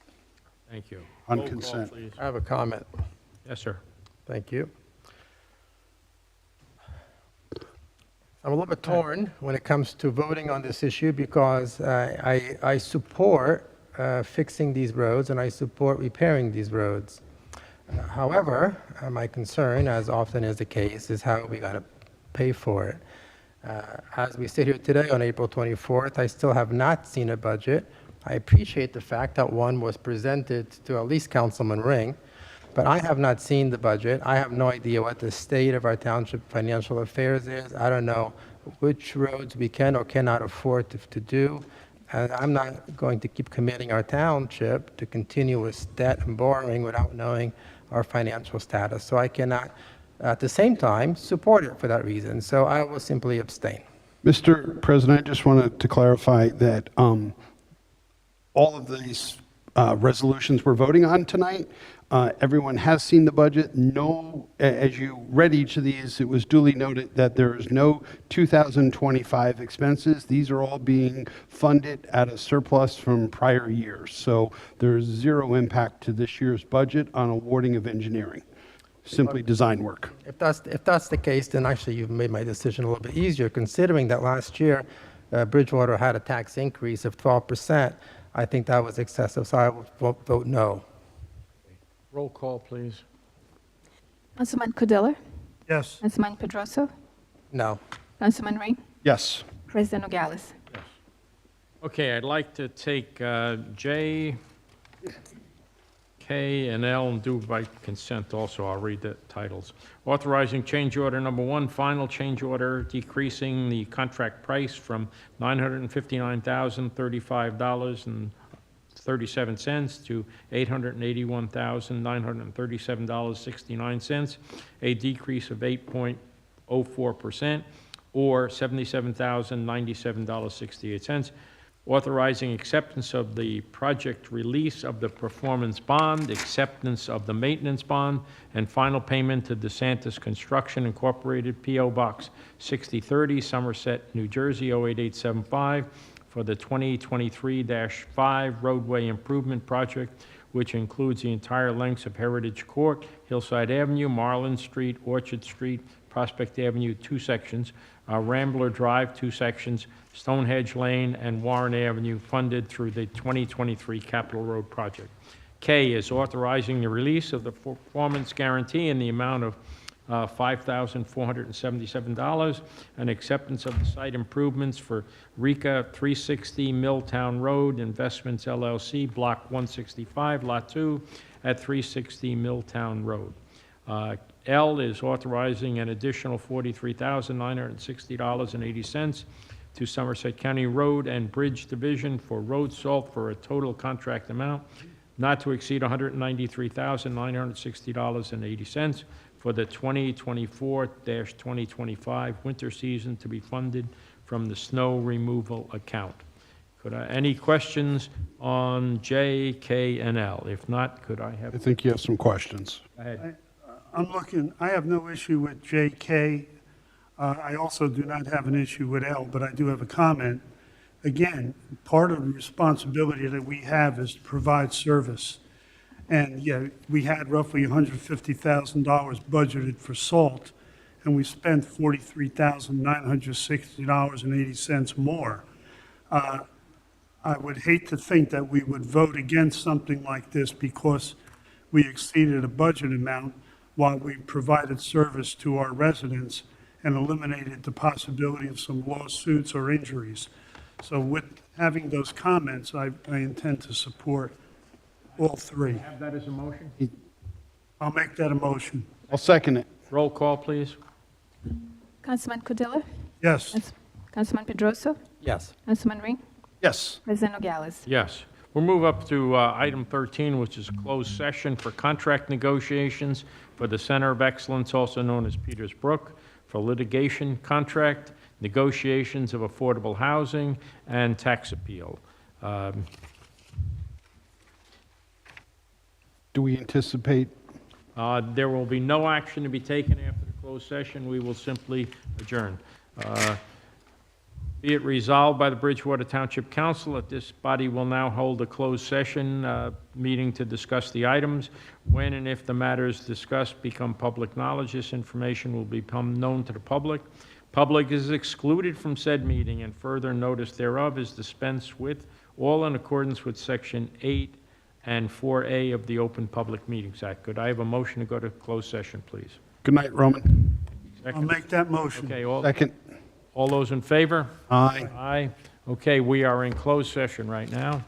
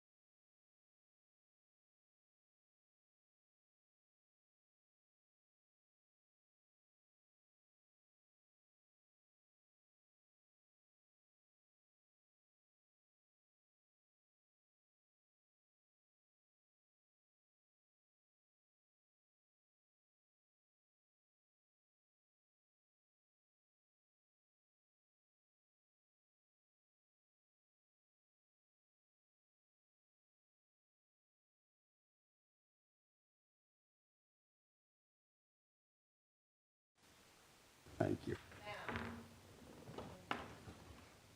Okay, we have concluded our closed session and closed the closed session, and we are now back. No action is to be taken at this time. We will now adjourn this body at So moved. 11:20. We have a motion. All We do. those in favor of adjournment signify by saying aye. Aye. Okay, we are adjourned. Thank you very much, ladies and gentlemen.